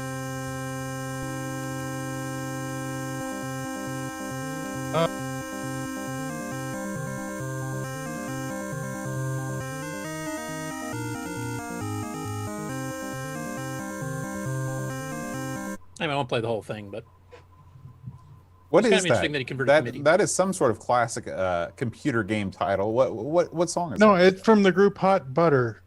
It's who just released Popcorn. in Okay. Yeah, it was a early 70s song, if I 70s. remember, wasn't it? Yes, I'm afraid I bought that on the. Wait a second. The group was called Hot Butter. Yes, And their song was called Popcorn. That's Yeah. synergy, baby. It's Synergy. yeah. It's just like that's like peanut butter and jelly. These were two things I that were sense a theme. yeah. There is a video from the Muppets, within the last few years of the Swedish chef like making popcorn or popcorn shrimp to that tune. Okay. Yeah, the Like, last that song seems on the album I familiar. think was called "Sticky Theater Floor" or something like that, wasn't it? Wow. Okay. All right, and we're moving on. Okay. Yep. Okay, next up we've got Jim Brain, because we did a couple hardware announcements for him last week, so we got another one for this week. So he's verified that his CoCo Flash Pack works, and this is basically a 512K flash RAM solution for the CoCo 1, 2, 3, or Dragon, 32 or 64, and it's programmable from the CoCo like the SDC firmware upgrades are, Okay. so you can actually upload to it right from the CoCo, and change, swap stuff out, whatever you need to do. It does support the banking hardware that the super cartridges like Robocop and Predator did for MMU swapping banks out. So you can actually write a game on this that would take the entire 512K if you want to, and actually run it completely off the cartridge. So he got it working. It's not optimized yet. The software is definitely not optimized. It's quite slow because he wrote it in BASIC just to do test to make sure that the hardware design works. You also have an auto boot jumper that he's planning on adding, so you can actually have the cartridge auto start or shut it off if you don't want it to auto start. So looks like a pretty interesting hardware project. 512K. So what's the smallest ROM bank? 8K? They're all 16K Okay, banks. 16K. So do the math on that. That's They're 32. So there's 32 16K banks on here. So so theoretically, 32 standard CoCo cartridges, or a handful of the CoCo 3 cartridges that were 32 or 128K. You can mix and match that. And so I was told there was going to not be any math to that. Okay. And so this is kind of a scaled down version of CoCo Flash, which is an 8 megabyte flash thing. And do the math on that. 8 megabytes versus 8 kilobytes. We're talking about 1,000 cartridges you could fit on that sucker. Basically the entire library. Yeah. And then some. And so the thing about the CoCo Flash, which I have, it's a great piece of hardware. It's got great potential what you could do with it, but there's not easy to use software to manage it, right? So there's got a basic program that Barry Nelson wrote, and it's very convoluted. And again, you can flash it through the CoCo, but you've got to kind of reverse engineer files and do this and rename that and do a bunch of crap to load stuff into the memory. So there hasn't been that ease of use front end for the CoCo Flash. So I'm assuming what Jim's going to hopefully be doing here is having a much more user-friendly way to do this. And for example, the CoCo SDC, there's a real easy flash utility that you can use to upgrade the ROM in the CoCo SDC, and the same thing is true.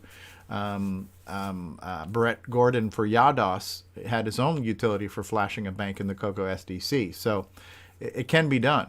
And when you have a limited number of banks, it's got to be easier to write software to create a menu and choose what you want to see in these banks versus thousands of options and hundreds of memory locations. So I think. And he just answered saying he is working on the ease of use front end for this, because that's really it's like everything else. You can have the best hardware in the world, but if we don't have the software to support it, that's always the shortcoming of it. So. Now, the original CoCo Flash, is that a full-size cartridge? It is. No, it's a little mini. It's a mini cartridge. It's about the same size of a CoCo game cartridge. It's got 8 megabytes of flash memory, and it has a CoCo DAC on it too, basically like an ORC90 with a stereo headphone jack on it too. So this one probably doesn't have ORC90.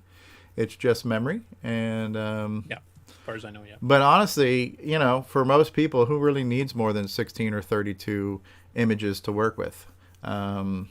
And of course, here he's just teasing you with the extender, I think, plugged into the multipack. Yeah. So very cool.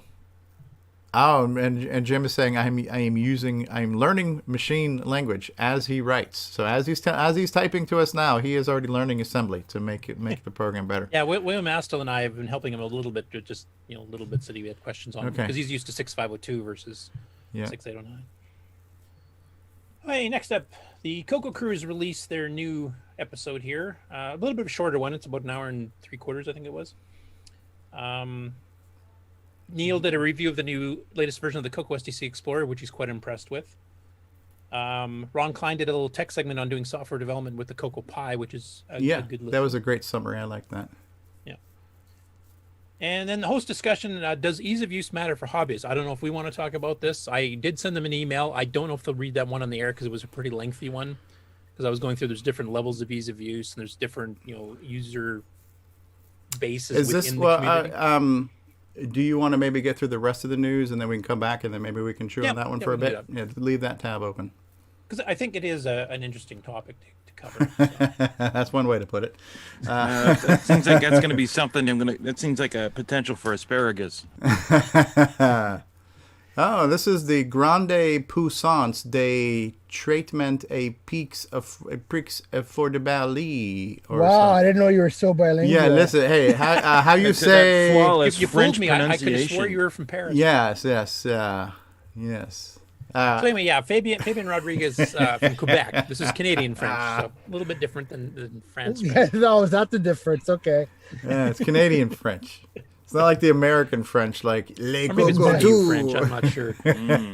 Canadian French. He pulled out an old ad from one of the Radio Shack catalogs from 1984 for the Color Computer 2. Now this is the earlier one with the melted keyboard, of course. Nice. And the prices are in Canadian, which were quite a bit more than the States were at the time. I remember this from the Canadian side, but I haven't actually seen one of the French Radio Shack catalogs from this time period before, so that was kind of interesting to me to see how the French presented it.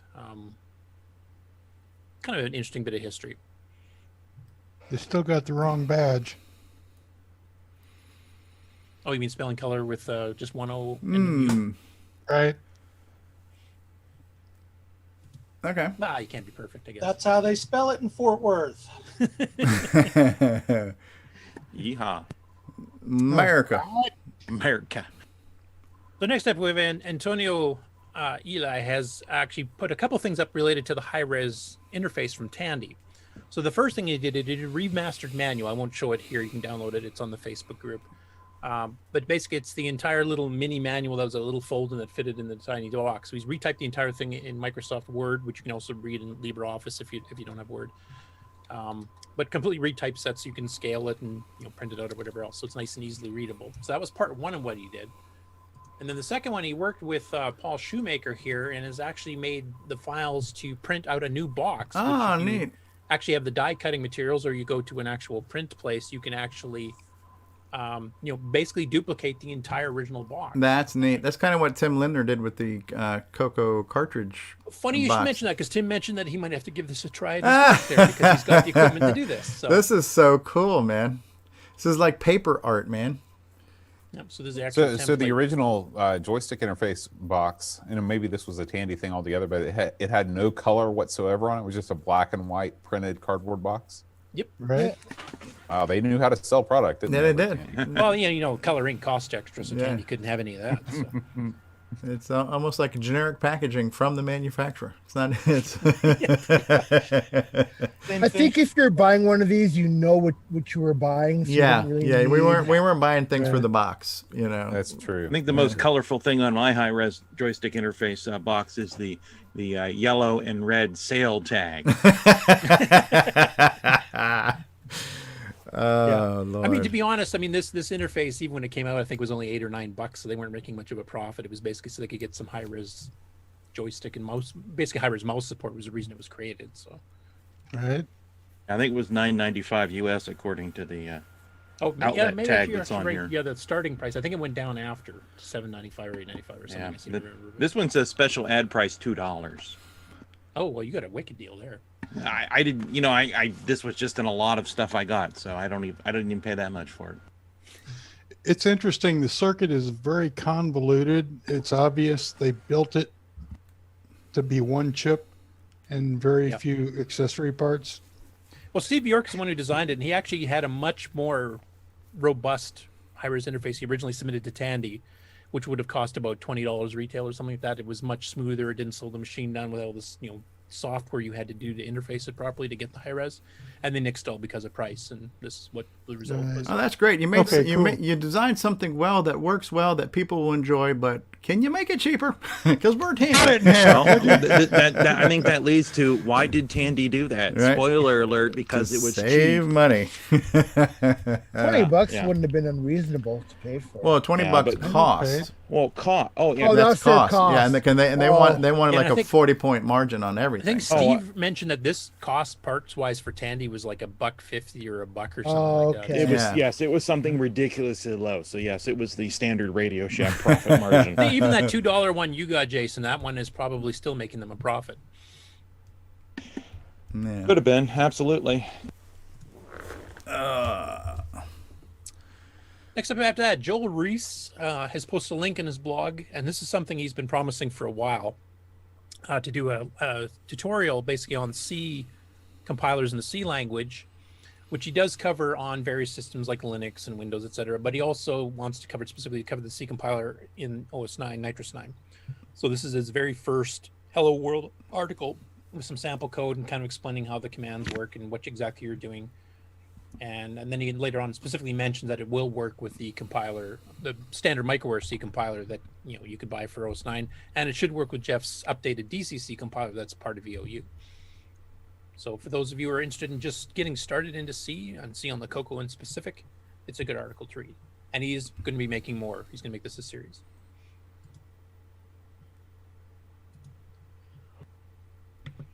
Next up, Gary Moulton in the Dragon group submitted a very small little machine language source code for a little routine that you can call with the user function USR in BASIC.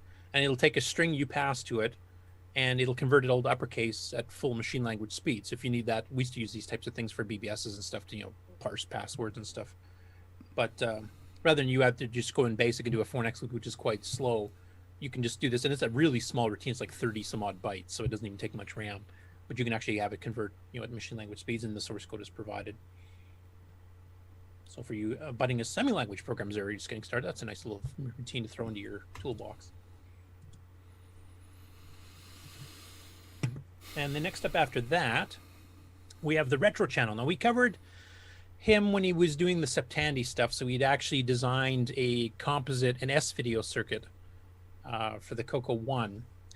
So on this particular one, he went to his fellow Australian's place, Mr. Lurch, who we featured last week, because he was having problems getting a decent signal out of his CoCo 1. So we actually went and visited him here, because they're allowed to do that in Australia, and got it working with the S-video mod. And Australia, everybody in Australia has gotten a Vegemite vaccine, so that will cure you from anything. So, yeah, including taste buds, life itself, etc.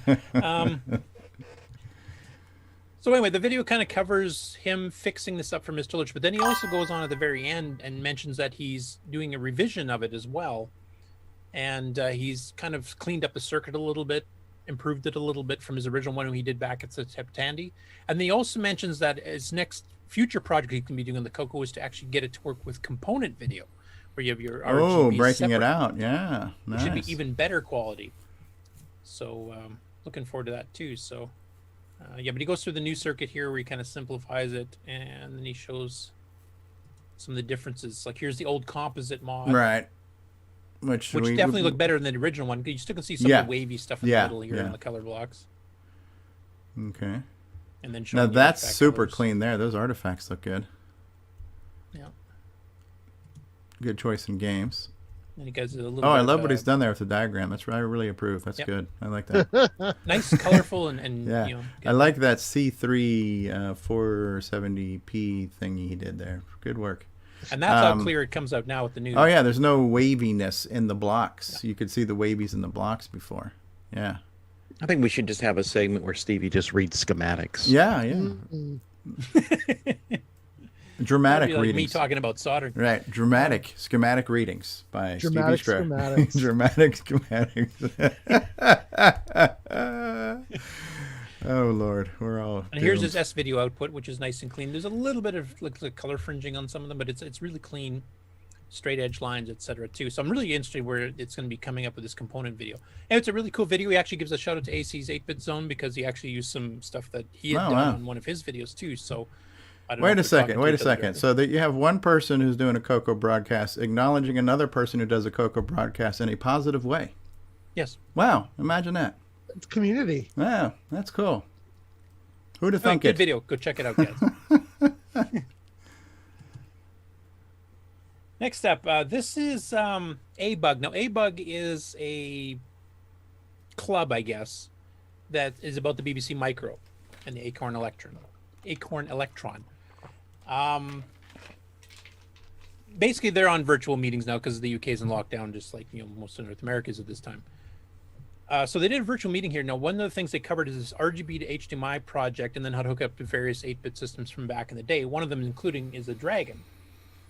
So I'll just play their little intro here because this is a new channel I haven't seen before. I like that. I like these guys with their cool graphic animations and stuff, man.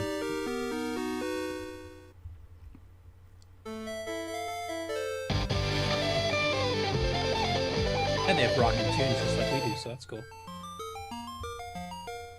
So Ian Bradbury is the person that did this here. Now he goes through and he explains the whole, how the thing works, and but if you notice in the background here, he's got a bunch of computers that he actually has done this mod to, and the second from the right is the Dragon. Okay. Yep. So if you want to learn how that works, and this hooking up to HDMI monitors type thing, and it covers a whole ton. There's over half a dozen systems that it's verified to work, and he does TI-99, Dragons, Acorns, just various machines, Spectrums, etc. too. So it actually covers a wide gamut. So anybody's into a lot of the retro computing, a variety of machines, this might be of interest to you because it looks like the same circuit with a couple of tweaks for each system will actually get it running on all of them. And it's a channel I'd not seen before, so it was cool. The last is just a little tiny bit here, just to mention that the Matchbox CoCo release of Ease of Use Beta 601 just got put up last night. So that it supports the 80 by 60 text modes and a few other things that are unique to the Matchbox. Hold that thought right now. So again, you were talking about. Let me cue my soundbite here. Ease of use. There we go. Ease of use. Okay, very cool. So the Matchbox CoCo is one of the hardware emulation platforms, right? So that Roger Taylor does. That is before he moved over to the Mister, right? So now there's a Mister CoCo. Before Mister, there was Matchbox CoCo, which used to be called something else, CoCo on a chip, or I forgot what it was called before. There was a few different names for this. And then there's, of course, the CoCo FPGA. Right, and of course, Bill Noble has this, so it's easy for him to test and roll out updates to the EOU project on that platform because he's got the machine. Yeah. And so currently, it's on my site right now for download, along with all the rest of the regular versions of it. And the Color Computer Archive has the regular versions now available for download there too, if you want to grab them from there. I have submitted it for the Matchbox version, so that should be up there, later this week. Very cool. Now, are you guys supporting CoCo 3 FPGA at all right now with ease of use? It does work with it. There's some custom stuff that the bootloader, or one of the versions of the bootloader, does that actually will not work with the core kernel because the modifications they did are too big, and I can't put in the speed ups. Okay. So your choice is you either have to not use the special, I think it's a YDOS-based bootloader or something like that. I don't remember the details off the top. Ron, if he's, or not, Ron or Mikey actually can probably give you the specifics because I know they've hit this problem. You can boot it up using our system, but then you lose some of that extra functionality they added, but you get the speed-ups, the main kernel speed-ups. Okay. Or vice versa, you can run their version, but you can't run the newest kernel updates. Okay. That's the rest, like the graphics drivers and stuff that we've added to, those will work fine. It's just that one little chunk of the OS that doesn't fit on there quite correctly. So yeah. And that when it comes to hardware alternatives for the CoCo 3, we've got plenty to choose from, right? Yeah, and the Mister's got 2 cores. There's the public domain one that Dave Shutoff, who we've had on, is actually a little bit involved with himself. That's a free one. That's one that Frodo's been using on his live CoCo streams. And then Roger Taylor has this commercial one where if you join his Patreon for 1 month, I think it's $5 a month, then you can get access to his CoCo 3 core, which he constantly updates too. So yeah, I was kind of curious to hear your guys' opinion on that. I mean, we basically have 2 competing core platforms for the Mister here. We have one that's free and one that you got to pony up some cash for. Which one? Do we have any other Mister users in here right now? And which one do you use and why? One is CoCo 2, and the other is CoCo 3. Okay. And there's also an Alice core for the Mister as well, Alice MC10. I'm not sure if anybody on the panel has a Mister, but I know Frodo does. Frodo NL, I think he does play games on the Mister using the core. So and he's got both cores. Okay. So yeah, actually Frodo's chiming in right now. So does anybody here on the panel have a Mister? And has anybody here used a Mister? And I have a Mrs. Brother has one. Ron says I have a Mrs. And he does he's got the commercial CoCo 3 core, and it works really well. It's really nicely done. Yeah, Okay. Roger's put a lot of work into it, which I think is why he wants to at least get a little bit of payback for it. Yeah, I don't have a problem with somebody asking for some dough, based on the work that they put into it. I was just curious about the differences between the public domain one and the paid one. Basically, one is CoCo 1 and 2, and one is CoCo 3. That's the main. Okay. And I think the CoCo one that Dave's working on, I think that's probably still kind of a work in progress. That's not necessarily fully realized yet, or is it? I think it's pretty good. Frodo, if you want to join in either on the call or just in the chat there, but I think the CoCo 1 and 2 core is actually pretty. Is it? Okay, I thought I remember by the way he was explaining it was maybe when he was first talking about it, he was kind of saying it. Yeah. All right, so maybe it's gone past that at this point. Okay. All right, how about we take a break and then we'll come back. Break. We have. Did anybody else have anything else they wanted to update or share? No. Anyone? Okay. So yeah, I need a potty break. I'm not sure about Ron Delvaux, but I need a potty break. So we're gonna take a commercial break and then we'll come back with more CoCo Talk after these words. Let me find out what commercial we're gonna play this time. We've had some good ones. We've had Fletcher. No, we haven't had Fletcher. We've had CoCo Do. We've had TV Games. So maybe we do need Fletcher. I think we do. I think the world needs Fletcher right now. We need Fletcher more than ever. We need Fletcher. She will go far, and we will be back after these words. After these messages, we'll be right back. Fletcher, I don't need that report tomorrow. Great, JT. I need it tonight. But JT... Fletcher saved $300 on her office away from the office. Radio Shack's revolutionary Model 100 computer. It's a word processor, phone directory, and dialer. It even communicates with the office computer. Fletcher, how's that report? Fletcher. Radio Shack's Model 100. Save $300 and put it to work. You'll go far, Fletcher. You'll go far. And now, CoCo Thoughts by Samuel Gimes. On holidays, Uncle JT would entertain us with stories of his business conquests and his assistant who would meet any deadline that he imposed, no matter how ridiculous. Well, until she shot him in the face, that is.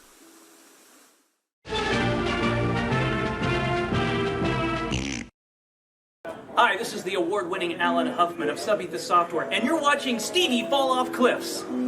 What's going on, guys? Stevie Strow here, and I want to say thank you so much for being part of this adventure with us. It's been such a great experience in doing CoCoTALK every week, and the support we get is just amazing. And so the fact that you watch and listen is all the reward that we need. However... Oh. What happened there? Uh-oh. After these messages, we'll be right back. Fletcher, I don't need that report tomorrow. Great, JT. I need it tonight. But JT... Fletcher saved $300 on her office away from the office. Radio Shack's revolutionary Model 100 computer. It's a word processor, phone directory, and dialer. It even communicates with the office computer. Fletcher, how's that report? Fletcher. Radio Shack's Model 100. Save $300 and put it to work. You'll go far, Fletcher. You'll go far. And now, CoCo Thoughts by Samuel Gimes. On holidays, Uncle JT would entertain us with stories of his business conquests and his assistant who would meet any deadline that he imposed, no matter how ridiculous. Well, until she shot him in the face, that is.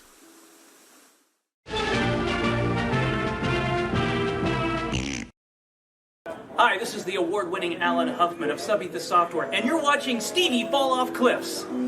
What's going on, guys? Stevie Strow here, and I want to say thank you so much for being part of this adventure with us. It's been such a great experience in doing CoCoTALK every week, and the support we get is just amazing. And so the fact that you watch and listen is all the reward that we need. However, if you would like to become a patron of the show and offer some financial assistance towards the production and hosting costs of the show, we do have a Patreon site available for that, and you can reach that by going to our website at CoCoTalk.live and clicking on the Patreon link. But just do us a favor and watch and listen to the show. Hey there, I'm Marco Roser, and you're watching CoCoTALK.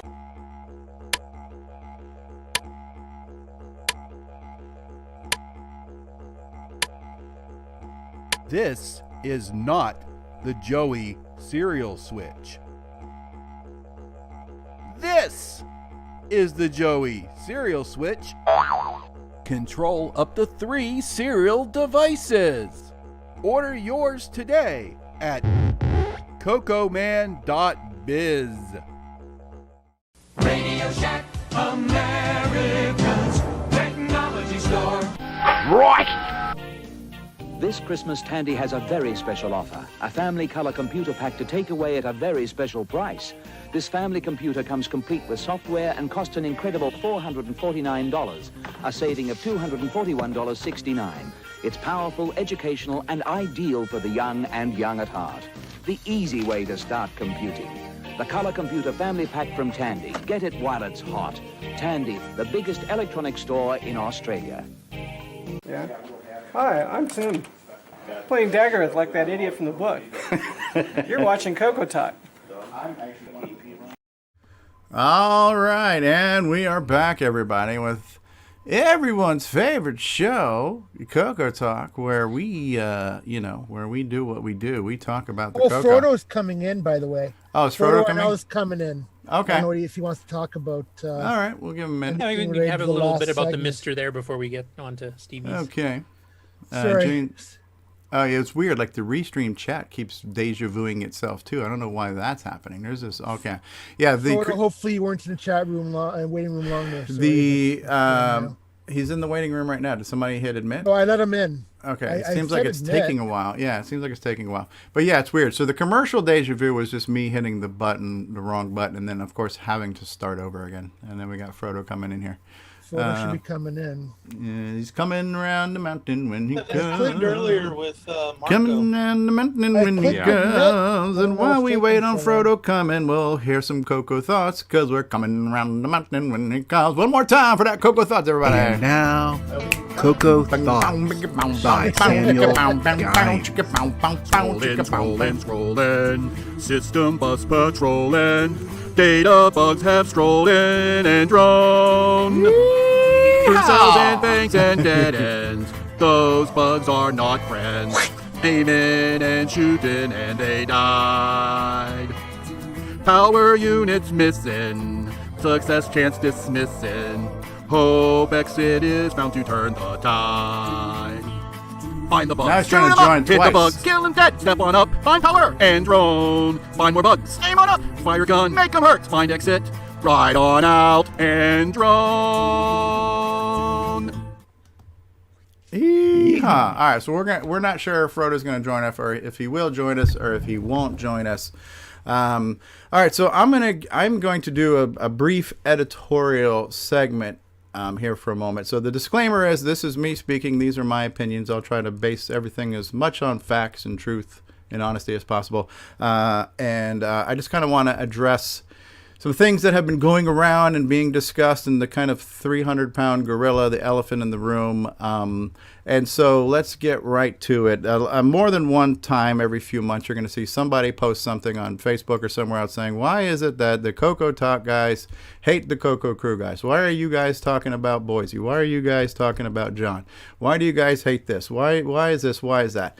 And typically when these things come up, we don't even talk about it. I mentioned a few weeks ago, we like to exercise what I would call journalistic integrity. And what journalistic integrity means is that we will choose to just not mention things that are not worth mentioning. You know, when it's one of these he said, she said, somebody's trying to throw some shade or drama, we don't cover that, because even though we've been accused of being the Jerry Springer show or being, you know, a train wreck or whatever, we do try to take things seriously. We do try to not be biased. So we typically don't talk about these things, but it's been happening enough, and there's things that have been going on. So if anybody who's somewhat on the periphery and has heard these things or wondered these things, because I get people sending me messages on email or Discord saying, why is that other show saying you guys are doing this, and why is there this, and why is you having that? And honestly, I don't have the best answer, but I will try to give a quick, brief history lesson. And it's kind of want to reiterate kind of what our philosophy is as a show. And this is kind of me as a person. I always try to take a high road, a moral high ground, and to be diplomatic and have a sense of decorum. And so when we cover news, we're going to cover news about anybody, about anything, whether or not these people pretend to like us or don't like us or throw stones in our direction. We don't withhold information. So when we mention the CoCo crew, we're going to, like we did today, hey, the CoCo crew podcast, and you hear what I said here, the CoCo crew podcast, mentioning them by name.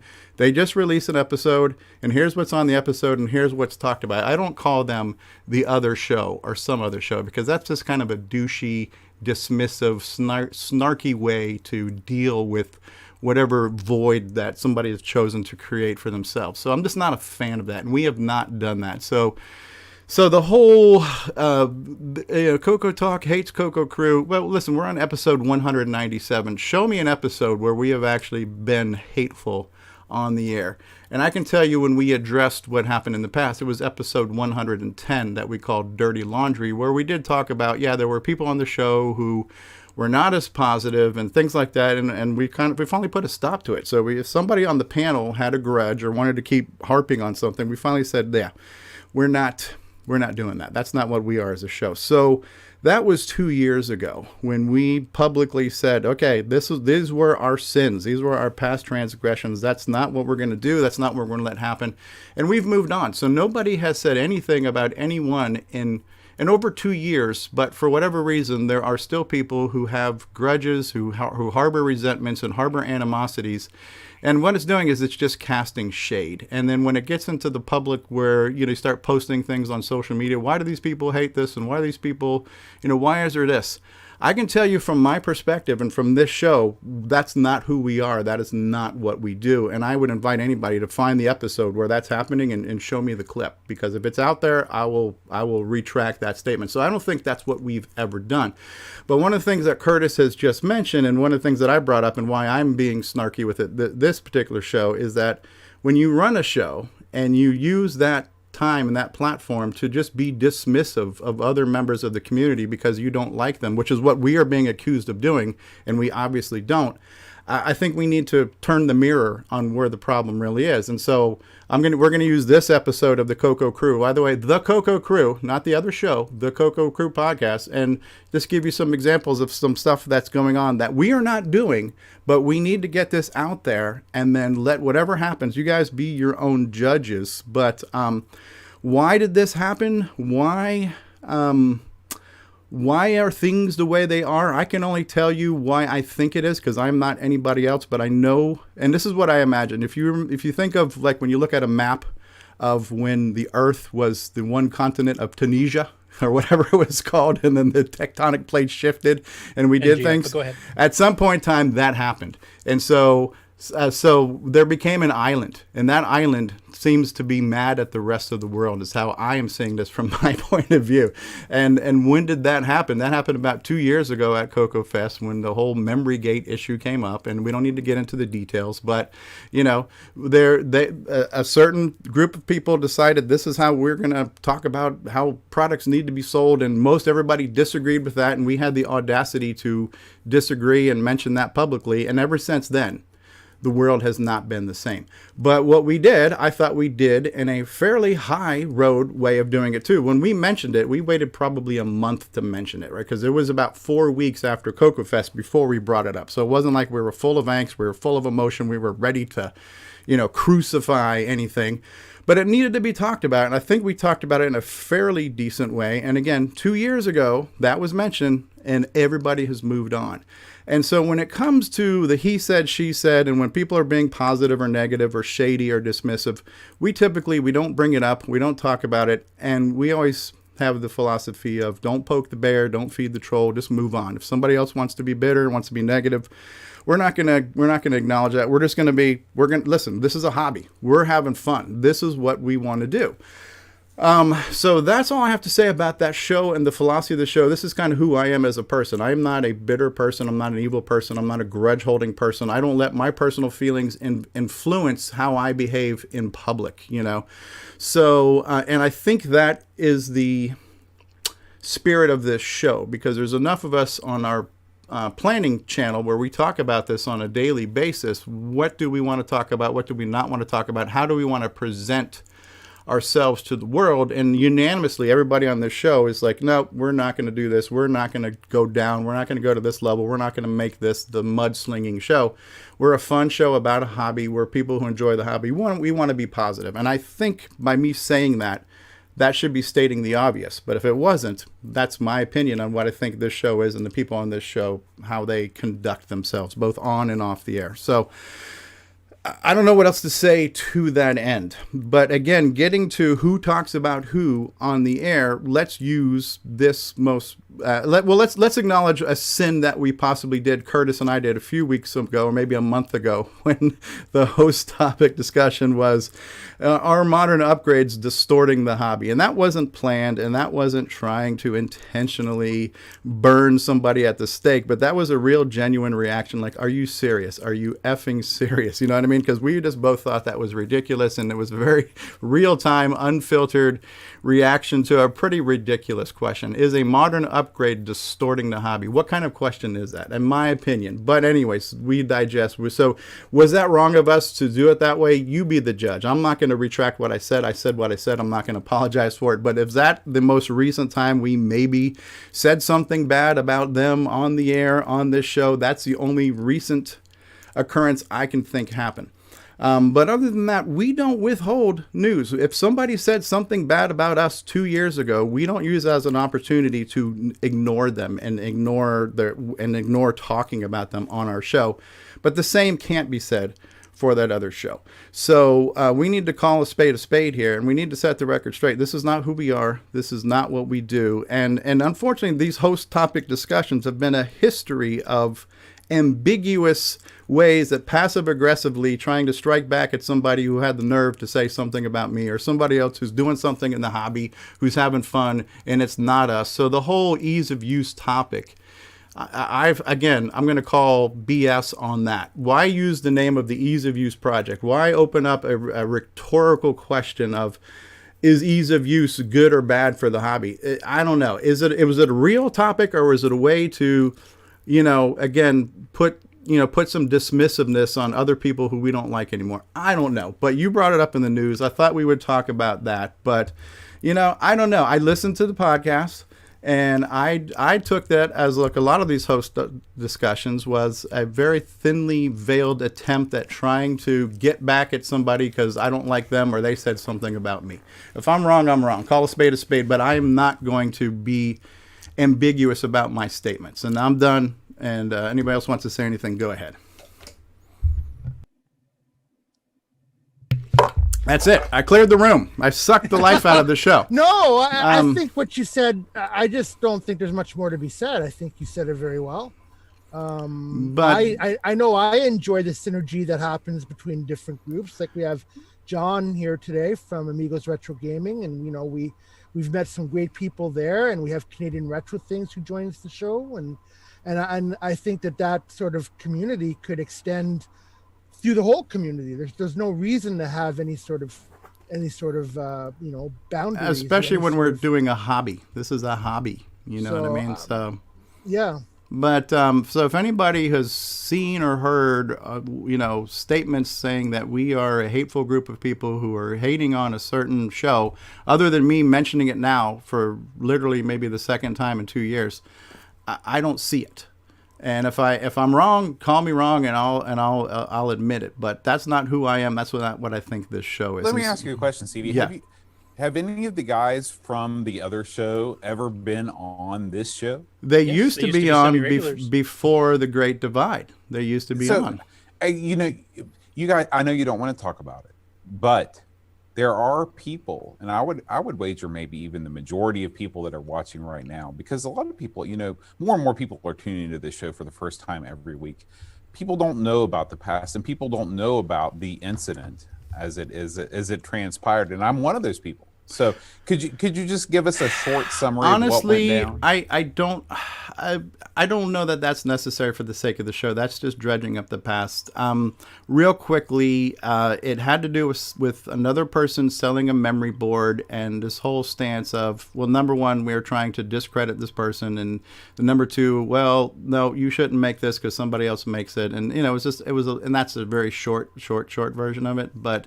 We call that incident Memorygate because it had to do with memory at the time, but really the bigger stance was all of a sudden we don't want somebody else making something that we make is kind of what it boiled down to, and we're going to now try to discredit somebody for doing that by saying the product doesn't do this or this person didn't design it, and a lot of mudslinging that went along with that too, which was just not necessary.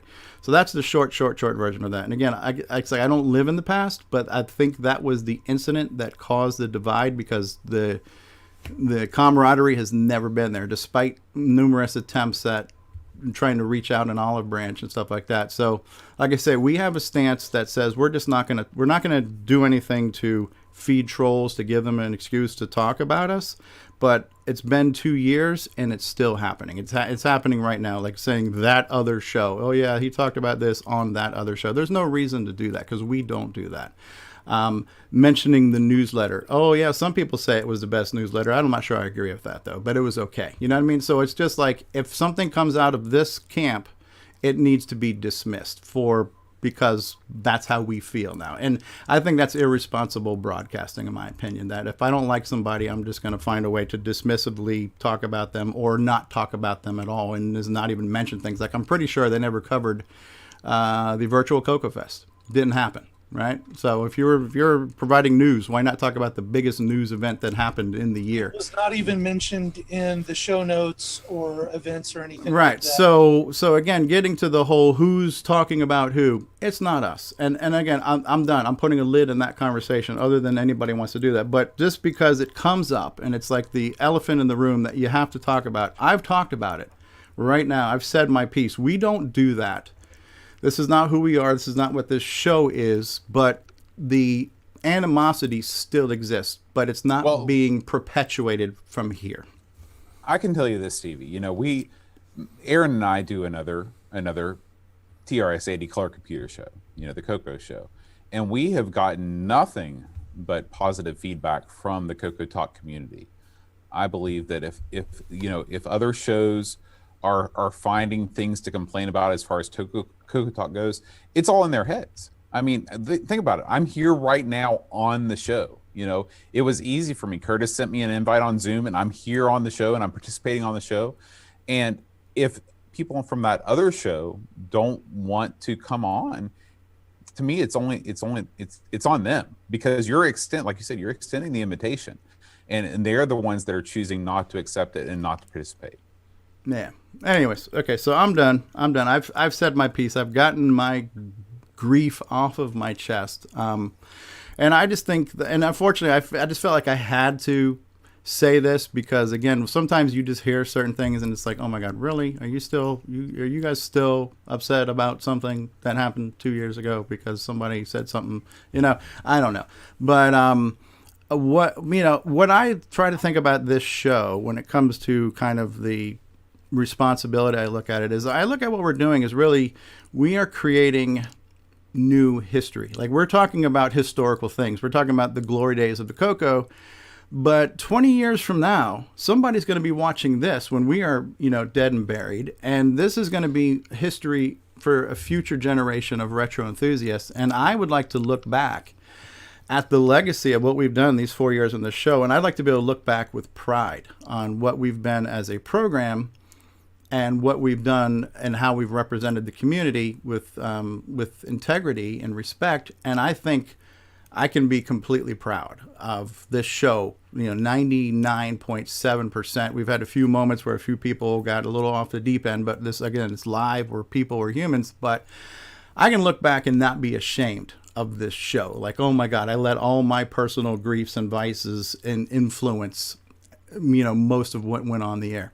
That doesn't happen. So I'm going to sleep real well. I'm going to look back and say, I'm proud of what we did here. If we never do another show, I will never cringe. Like, I cringe at my early YouTube videos because they're embarrassing, but I'm not going to look back and cringe at too many of these almost 200 episodes that we've done, because we're real people being real, and I think we're good people doing good work, and we try our best. And I think that usually speaks for itself, but I'm stating what is hopefully obvious to everybody.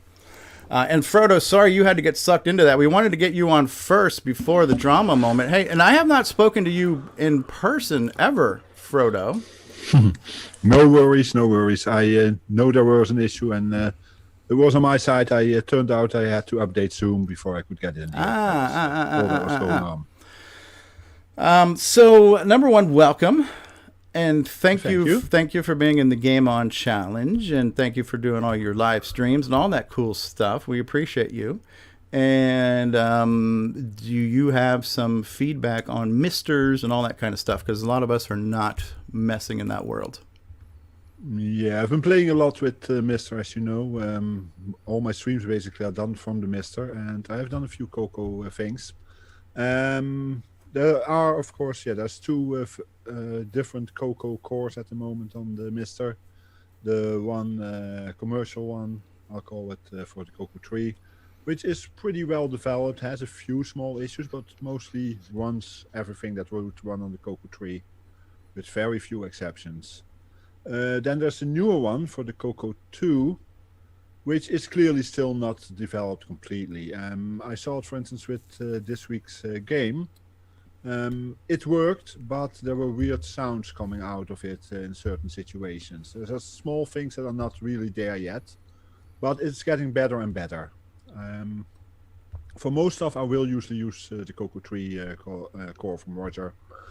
that is just the most stable one for now. But the CoCo 2 one is being developed mostly at the moment, and that's clear. So would you say that stability is the number one reason? You know, if you've got a Mr. Owner that is sort of on the fence about whether to support the paid version of the core, because let's be honest, you know, most cores are free, and the people that are, you know, producing these paid cores are in the minority. Would you say that just the stability of the platform and, of course, CoCo 3 support is the number one reason to support, you know, the paid core for the CoCo?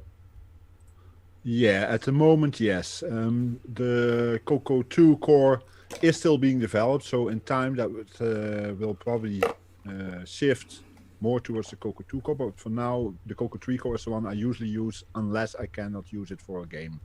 Like this week's game at first. Later I got the newer patch version that did work in the CoCo 3, and then it changed to the CoCo 3 because it's just more stable. You just know that it usually works. Nothing you have to do there. With CoCo 2 core, I still have to hope that it works. Sometimes it does, sometimes it doesn't. And as I said, this time it was the audio that didn't work 100%. It works, but it's too early yet to use, really, as a production machine, between quotes. You're basically a beta tester right now, is what you're saying.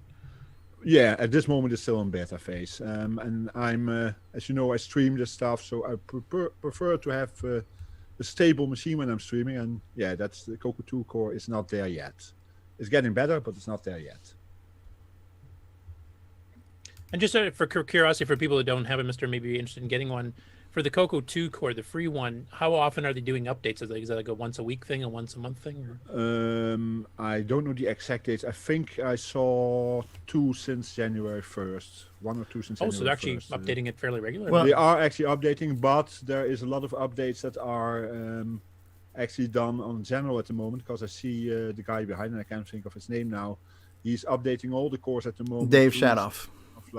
Yeah, thank you. To support multi resolutions, etc. So there's a lot of cores that get updated at the moment. So I'm not quite sure if the CoCo 2 core was just a separate update or if one of them was part of the general updates that are coming by at the moment. Hey, how did you get your name? That's from the 80s. My first name is Frank, and my last name ends in starts with Rodo. Frank Rodo, for F Rodo. So, yeah. So it's got nothing to do with Lord of the Rings. Yes and no. I am a big Lord of the Rings fan. I read The Hobbit 9 times, of which one's in Dutch and the rest in English, and Lord of the Rings 8 times alone in English. So I am a fan of it, but that was part of it. What happened was I was signing stuff for my bank account, etc. in my teens. And at some point, I started with completely Frank Rodolph, all written out, and that I became lazier and lazier on writing when you do it more. It just morphed into Frodo. Yeah. And it became Frodolph, and then at some point, the classmate said, "Hey, you're signing Frodo," and I got stuck with the name, and well, it works. Yeah. I added the NL because on most international sites, I can't get Frodo by itself, so I use the Frodo NL usually. Yeah. And is NL for Netherlands? NL is for Netherlands, indeed, yes.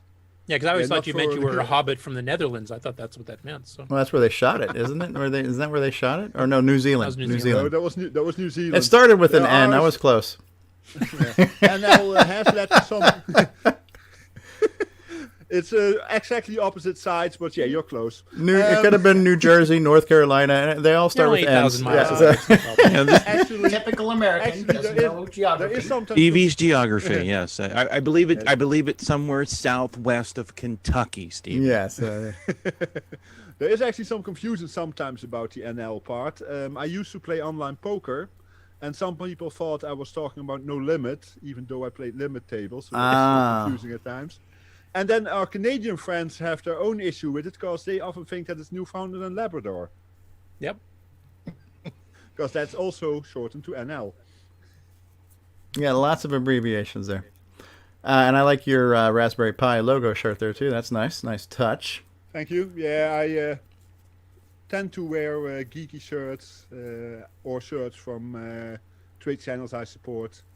And thankfully, well, but to work from home it's even easier, but even at the office I'm allowed to wear those, so we don't have to wear suits, thankfully. Nice. Oh, my goodness. All right. Well, is there anything else we need to talk about? Anything else after I dragged everything to a screeching halt and just left a big old brown stain on the nice white rug that we had? That was a perfectly good episode. Anyone? Yeah, so... Can I say something? Yes, Sloopy. Okay. One thing that I forgot to mention during my update is I wanted to send out a thank you to a couple people. Brett Gordon, who gave me his nod to allow me to include YA DOS on the DriveWire board, and to Boise Pete, who also allowed me to include the HDB DOS on my DriveWire board. Nice. Does Boise own that rights to that? I'm not. Well, as I talked to you about it before, about who owns it and such, HDB DOS is under the what's it called? The Creative Commons tools. Toolshed. Toolshed. Yeah, it's under Toolshed, and Toolshed itself is public domain, but HDB DOS it doesn't really say. Okay. And going through the source, it does say copyright by Boise. So I just wanted to make sure that everyone. Oh yeah, absolutely. It, no, I didn't even know that. No, that's the right thing to do. I was not aware of. Yeah. Oh, absolutely. It's always. And my last thank you is to Mikey for Pi DriveWire, which is what I use for DriveWire accessing it. The DriveWire 3 and 4 will also work with it, but personally, I'm using Pi DriveWire, and I'd like to thank Mikey for his project. Yeah, it is a great product. It's a great project, and that's one of the things that Ron Klein had kind of summarized. It was a nice little segment that they put on the podcast in the most recent episode of the CoCo Crew, but he kind of gave a whole summary of the CoCo Pi from a developer's side of things, like the fact that it runs Pi DriveWire and DriveWire 4 and MC, and you can run a dedicated MC server, or you can run the MC server over Pi DriveWire. All the development tools, he did mention that Toolshed was in there, and he mentioned all the people who contribute to Toolshed, like Boise was one of them, and Tormod and William Astle and a few others, right? So, yeah, it's neat. There are so many. It makes your head spin. This is one thing I love. What I've loved about being part of the community is because I'm not a hardware guy at all. I'm not a solder, circuit breaker, circuit maker type of guy. I'm not really a software development kind of guy. But I feel like I am amongst enough knowledge, and I am smart enough to absorb enough to feel like I'm reasonably cognizant of these things, where I have an above average understanding of a lot of these things, and I just credit that to so many people who are doing so many things. I'm not asking completely dumb questions when I'm trying to understand things. I'm asking guided questions to help me get more enlightenment on these things, and you don't reach that way overnight, but there's enough people around, and there's enough knowledge and projects and people who are willing to share that you can become pretty savvy of a lot of these things just by hanging out and talking and asking questions, and the willingness to share that information. Like you just mentioned, all the people who are helping you with the YADOS and everything else, all that kind of stuff is really cool. So, in the past 5 years, since I went from playing YouTube videos, not even knowing how the game was supposed to be played, to being able to talk to the authors of the games, and then being able to talk to people on a weekly basis about how hardware works. And when I'm making a project, this is the circuit board, and this is this and this and that. I'm never going to design a circuit board, but I understand reasonably well what that process is like now, because there's enough people doing it, sharing that. And I think we all kind of get this vicariousness of these things by the people who are sharing those talents with us all, and I appreciate that. I absorb little pieces and I bring it in, and it makes me a little bit more informed and interested in the various aspects of the hobby. For me, I'm just going to want to play games. I like shiny things. I like pictures. I like sounds. I like whiz bang. I'm not as interested in what makes it work, but I appreciate that there are the people that have to make it work. There are the scientists that have to make the vaccines, all that kind of stuff. But, I feel reasonably informed, and it's been a journey, and hopefully learning is a never ending journey. But that's one of the many things I like about the hobby is the absorption of so many facets of technology and software and marketing and brainstorming, all that kind of stuff. It's really interesting. It's a fun part of the hobby, for me. Yeah, knowledge by osmosis, basically. Yeah. And and go ahead. Sorry, Sloopy. Yeah, I wish I was better with the software side of things. Hardware just comes easily for me. Software, not so much. I'm so bad at the software side. I'll do load the A register, and it'll end up in the U register. And Jim Brain was just going through that too. Yeah. I sent 2 MPIs to Mark Marlette to have him fix them. Okay.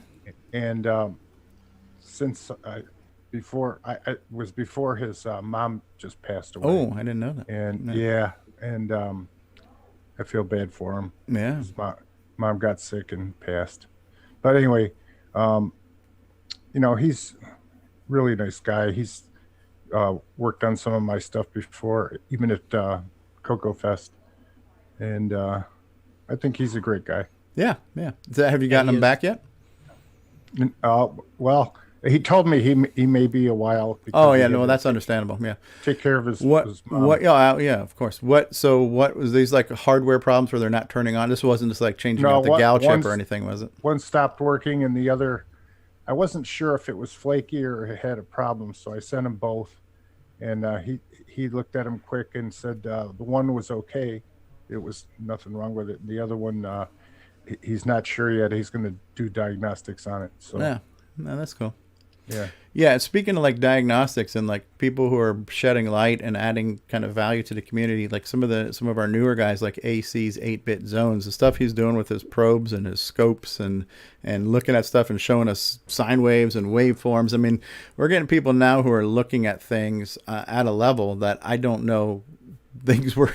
Maybe when they were being engineered originally back in Fort Worth, they were looked at with that much, scientific intensity, but I don't know that anybody's looked at how the CoCo makes cassette waveforms that intensely in 40 years, so the fact that it's a whole different time. So the fact Rick Euland's spinning up a network board now and he's going on multiple revisions of that, the fact that people can make circuit boards and design all these things now at home is amazing. And so the fact that we have all these modern technologies that can allow us to look into this stuff you're talking about, the diagnostic, how he's going to diagnose your multi-pack, the fact that we have people who know how to do that and we have the ability to do that, it's so cool, it's kind of even hard to explain it in other terms to give you an analogy of what it would be like somewhere else. But I just imagine in the future medicine where they can have this whole 3D scan of your entire body and know everything that's wrong with it and tell you, oh yeah, by the way, whatever.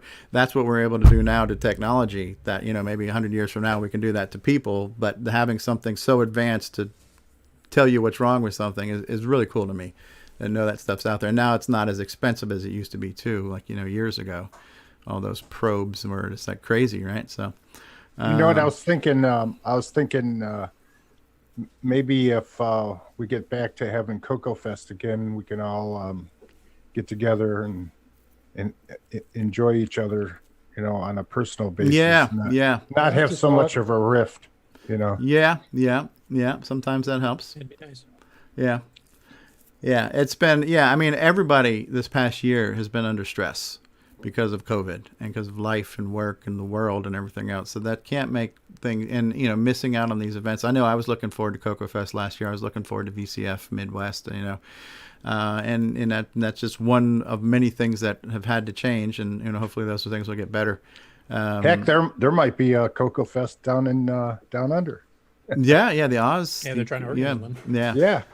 And I know right now they're still holding on to hopefully having a CoCo Fest in April, and let's hope for that as Plan A. But who knows, right? And with COVID and the vaccine, if it'll be able to happen that soon, but hopefully it won't this be year. happening for Canadians here because we've been basically told it's May before. How many here has gotten vaccine so far? I have not gotten a vaccine. No, I haven't either. No, I've got tested because I had a scare, and that somebody I know that got it, and so I got tested. I've had COVID. I had it back in November. Oh, wow. Yeah, and I'm a teacher, so I'm sure that I got a. If you guys don't know, I'm a band director, so I've got people with instruments that are playing, and there is all kinds of a lot of wind flying out of that. Yeah. And so that basically that makes me, as far as I can tell from the CDC, that makes me immune for 8 months or so. Most of the teachers at my school have had vaccines at this point. But yeah, I think that I'm not sure if I'll ever get the vaccine because I've already had it, which is sort of weird. But yeah, I had COVID and I made it through, so I'm very grateful. Yeah, I think there are a number of people who had it early on before we even know what it was, and so I've heard those stories where, I had something that really knocked me out for a week, and I didn't know what it was, but I was down and out. I'm usually healthy, and then now I'm back, and so now looking back at the symptoms and what they went through, they probably had it before we knew what it was, as big as it was. So crazy stuff. Just tell me when we can stop wearing a mask. Yeah, it sucks, but it's not the end of the world. Other than having to smell your own breath at the end of the day, that doesn't get to be the greatest thing in the world. But all right, recycled burritos, I'm telling you. Yeah, is there anything else that we have not said that needs to be said before we press the button, Frank? Anyone? I have something. Oh yes, Frodo. By all means. I've been looking up some information about the two cores, the CoCo cores. Okay. And Mr. First of all, I need to say with Roger Taylor's course, that $5 that Curtis mentioned per month, that does include the Mr. CoCo, but also the Mr. Dragon, the Mist Dragon, the CD Dragon, the CD CoCo, and the Mist CoCo. So it's for multiple FPGA solutions. That one has last been updated in October for the Mister, when he added, among other things, some optimizations and 64-character test screen fixes. And added in September some cassette file loading and tape audio listening. If I look at the CoCo 2 core, that were indeed two updates this month. The original first release was in November.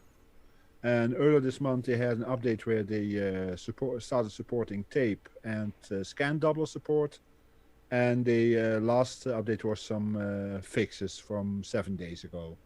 So they are pretty working on it quite a lot at the moment, that's clear. Okay, so progress happening on both fronts.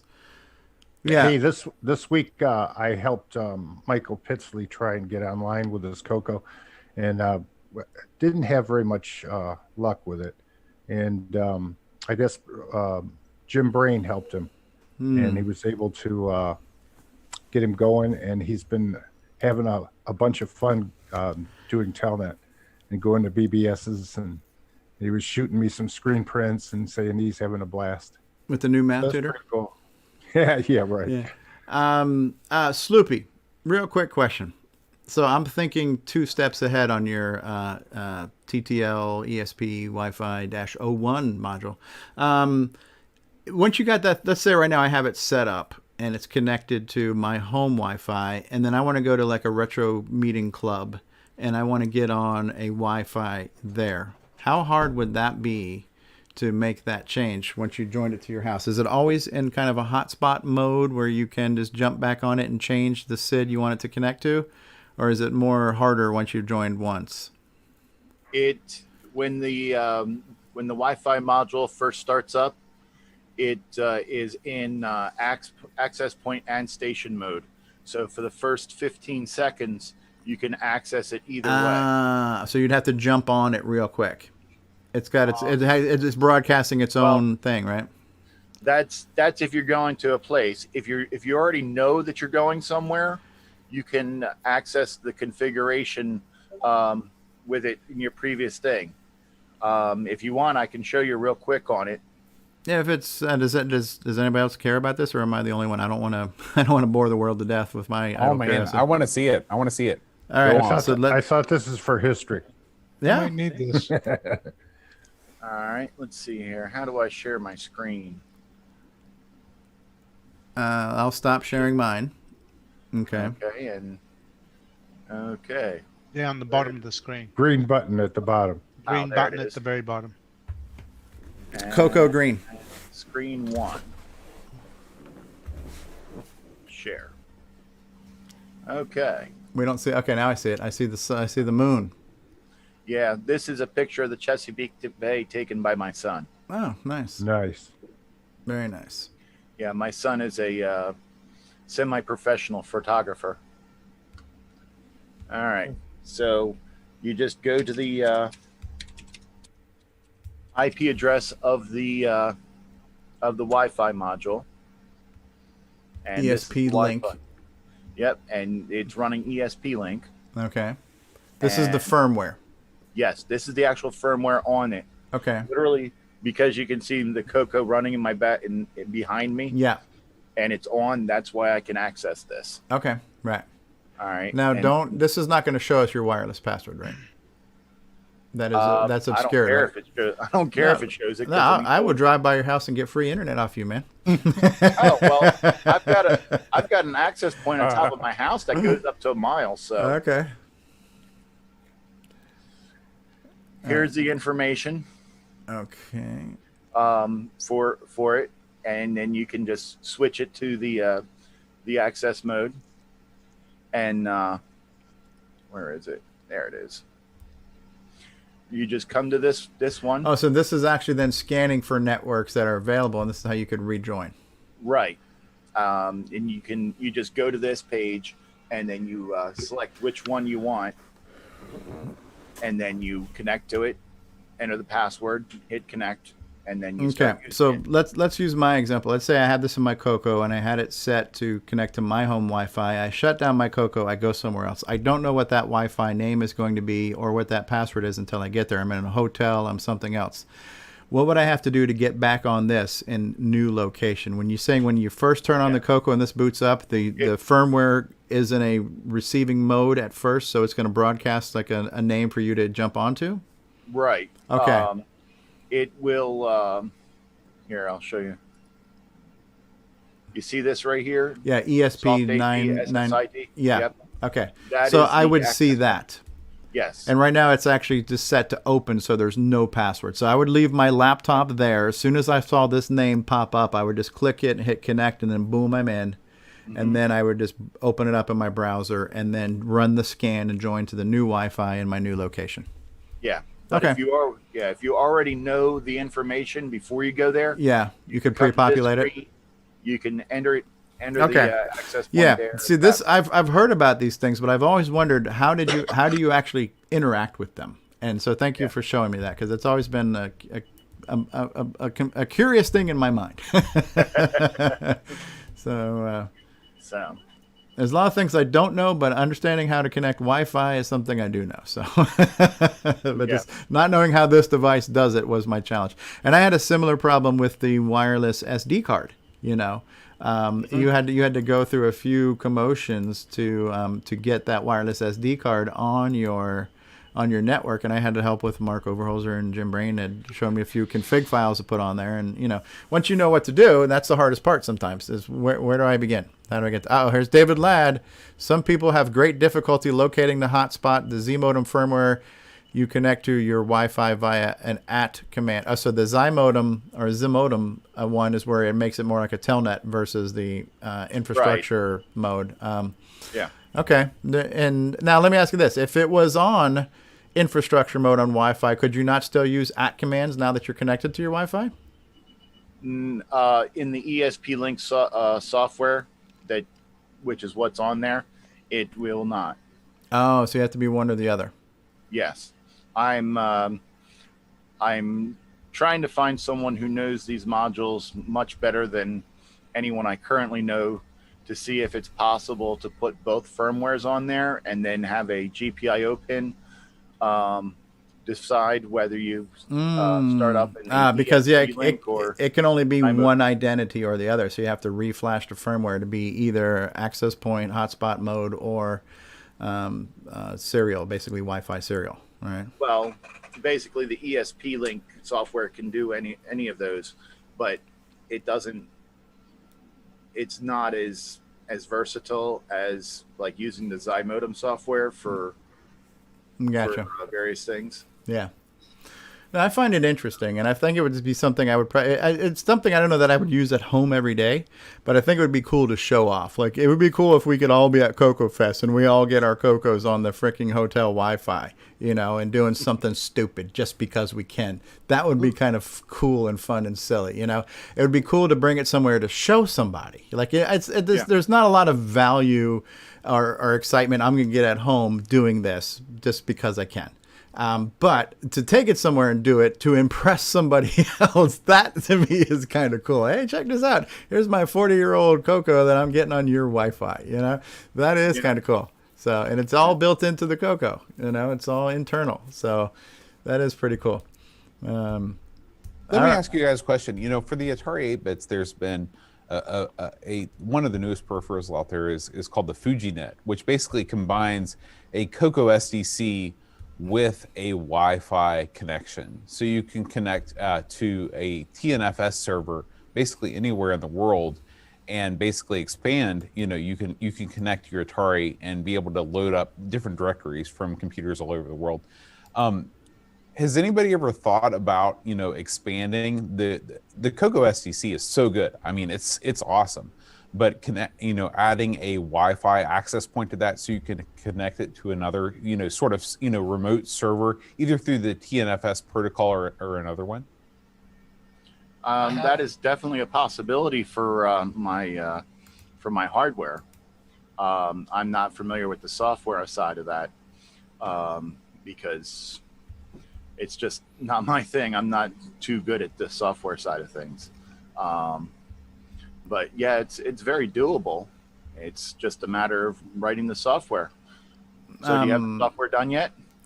Yeah. Well, so I don't know if anybody else, I don't want to be Mr. Answer every question here, but I did mention I feel enlightened about the community and stuff. But so I'll try to answer one of your questions, Boat.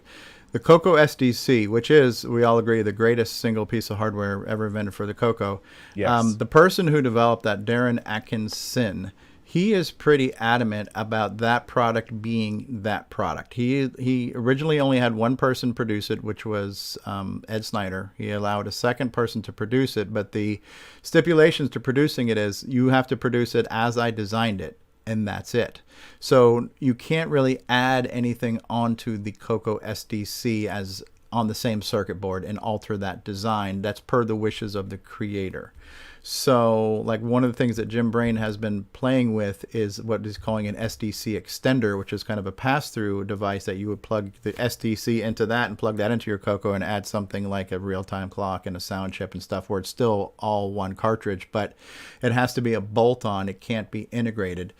Theoretically, I don't think there's anything technologically preventing that from happening, but that was the designer's request to keep that I see. Design so, how it so is. The designer is not particularly interested in expanding. No, because years and years ago, somebody had suggested putting a sound chip on there, and he didn't want it, or nobody thought it was worth doing. And you know, it's real short-sighted thinking. Honestly, there's so many of them out there. There's over 700, probably 1,000 units out there. It's a shame now that anything we could think of to add to the SDC can't be retroactively put back on anything else. So, right. You know, you'd think if he was not interested in expanding it, he'd at least open it up to allow, you know, other people to expand it. So yeah, I don't know. I can't speak to the person. I don't know him, and I'm not saying he's a bad guy or anything like that, but I don't know him, and I don't want to misrepresent his desires. But it just seems like this is what I designed, and this is kind of how I want this as this product for the reasons that he has chosen. Stevie, don't you have it working though with a Wi-Fi SD card? Yeah, but that's not changing the hardware in the device. No, I know, but won't that do won't that answer the question? Like if you have it working with a Wi-Fi? No, SD no, card, that Wi-Fi card doesn't let me get on any network. It just lets me from my PC get onto the SD card. So it's a way to manipulate the contents of the SD card without having to do the sneaker net of pulling it out and sticking it in my PC and going back and forth. So it's just Wi-Fi enabled the SD card to be manipulated, right? Well, that's still cool. Whereas Bode is talking about actually accessing, like, say, the Color Computer Archive directly. Oh, okay. Yeah. So oh my gosh, talk about a dream scenario. That would be fantastic. Well, but see, some of the emulators do let you access so the it directly. CoCo Pi project does that. The CoCo Pi project is online, so you're running emulated CoCos that can download stuff from the archive online, and you can update the CoCo Pi image, you can update the menus, you can update MAME. So the CoCo Pi is the second best thing to the CoCo SDC, in my opinion, as far as how much stuff it lets you do. Sorry, Ron, go ahead. Isn't most of the stuff on the archive zipped? Yes. Well, I've never had my CoCo unzip anything. Yeah, that's obviously a problem. You'd have to figure out a way to if you're using the real hardware. Oh, in this yeah. imaginary I see. future. Yeah, it's imaginary future, right? Yeah, it's not practical. It's not practical. Yeah, But some of them are available because I know like XRoar supports the online. You can just click on the button and it'll just download the little thing. Yeah, and it's ironic that we need to zip 180K file, right, to save space. The 6 terabyte drive. Now, I will mention that Nitrous 9 does have unzip built in, so theoretically you could do it from there. Yeah. Right. Yeah. So yeah, there's a NTFS protocol. I'm sorry. Go ahead, Frodo. NTFS protocol is quite nice. NTFS protocol is originally developed for the Spectrum, for a network interface that was made for the Spectrum, and it has a nice effect that it one can connect to multiple servers at once. I'm not sure if the Atari version does the same as the Spectrum version. Oh yeah, it does. The FujiNet allows you to connect to. It allows you to connect to any number. I think up to 6 different TNFS servers, and be able to pull software from any of them. So it's is that the Thomas Cherry Holmes project? Is that the FujiNet I'm thinking of? Yeah, that's exactly right. This is the Thomas Cherry Holmes project. And he based that on the TNFS protocol. That's not the Errata Online though, is it? Network. Well, Errata Online is a TNFS server. FujiNet basically is an adapter that allows you to connect to any number of TNFS servers and pull software from them and load them through the SIO port of the Atari. So it becomes kind of like a virtual file transfer mechanism, like a serial port. Exactly. Or so okay. Instead of having a flash cart, it's basically a flash cart that can download things on the fly from the internet. Oh, that's cool. So do you think the same with my Spectrum, indeed? Yeah. It turns the entire internet into your own personal NFS share. Right. Dedicated shares.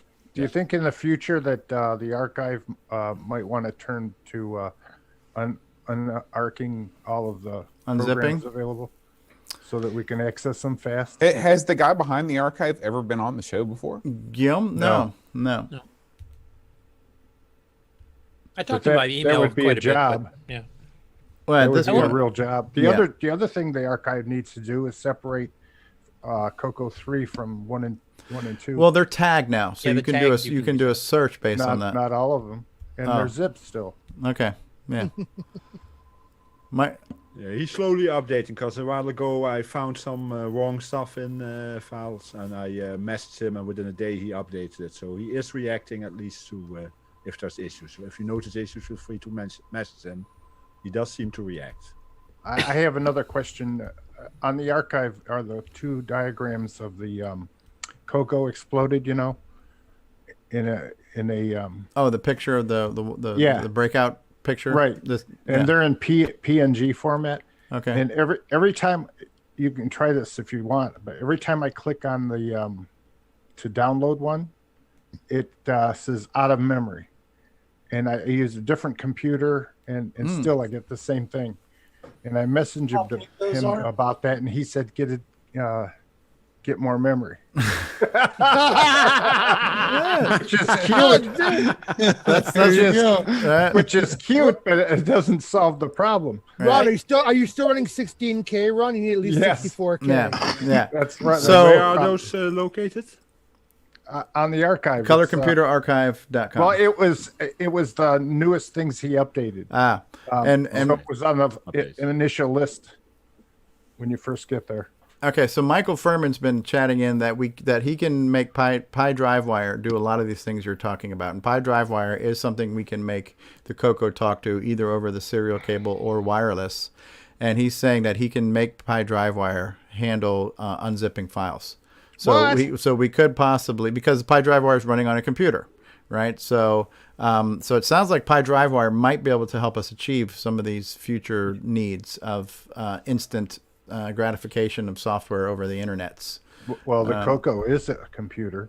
Yes, but it's not a computer that can run Pi DriveWire. Yes, right. That is true. And the MC10 is a color computer too, Ron, just to remind us. So that's right. And it's becoming a beast. And it is becoming a beast. It's inner beast. I just tried opening one of those PNGs. For me, it does work, but they are very big. That's it's a big file. Download them first and then open them. Right-click and save as. Right-click and save as. Save link.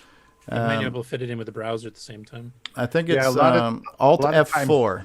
Alt F4 will help clear out the browser for you. F4. Well, the other thing that we have to consider is some of these zipped up programs have text files in them to explain. Yeah. And you have to be smart enough, the software, to know the difference between. Oh, software is always smart.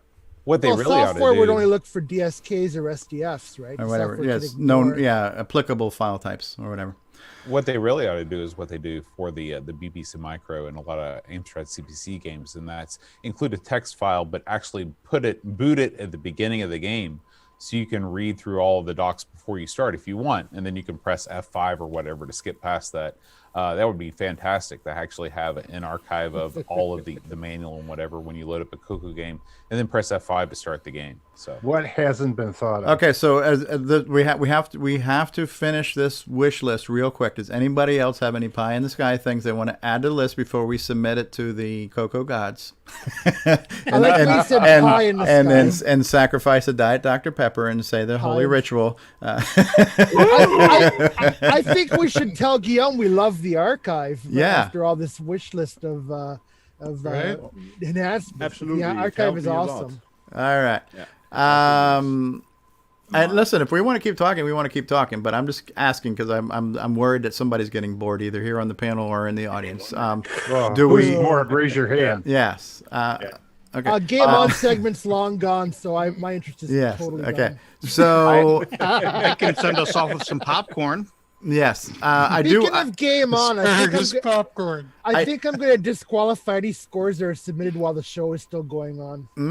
That's just wrong. So I want to thank the audience who's been with us all day today, and it's been along this ride for 197 episodes. Wow. Again, I know I sound like I'm blowing my own horn, but it's kind of unconscious and conscious. We do try to do a good job with the show and representing the community and just doing it in a way that I feel is good. I don't know how else to put that. And I think that we're doing a good job in that. We invite everyone to give us feedback in this. And if we need to be called out, I want to be called out.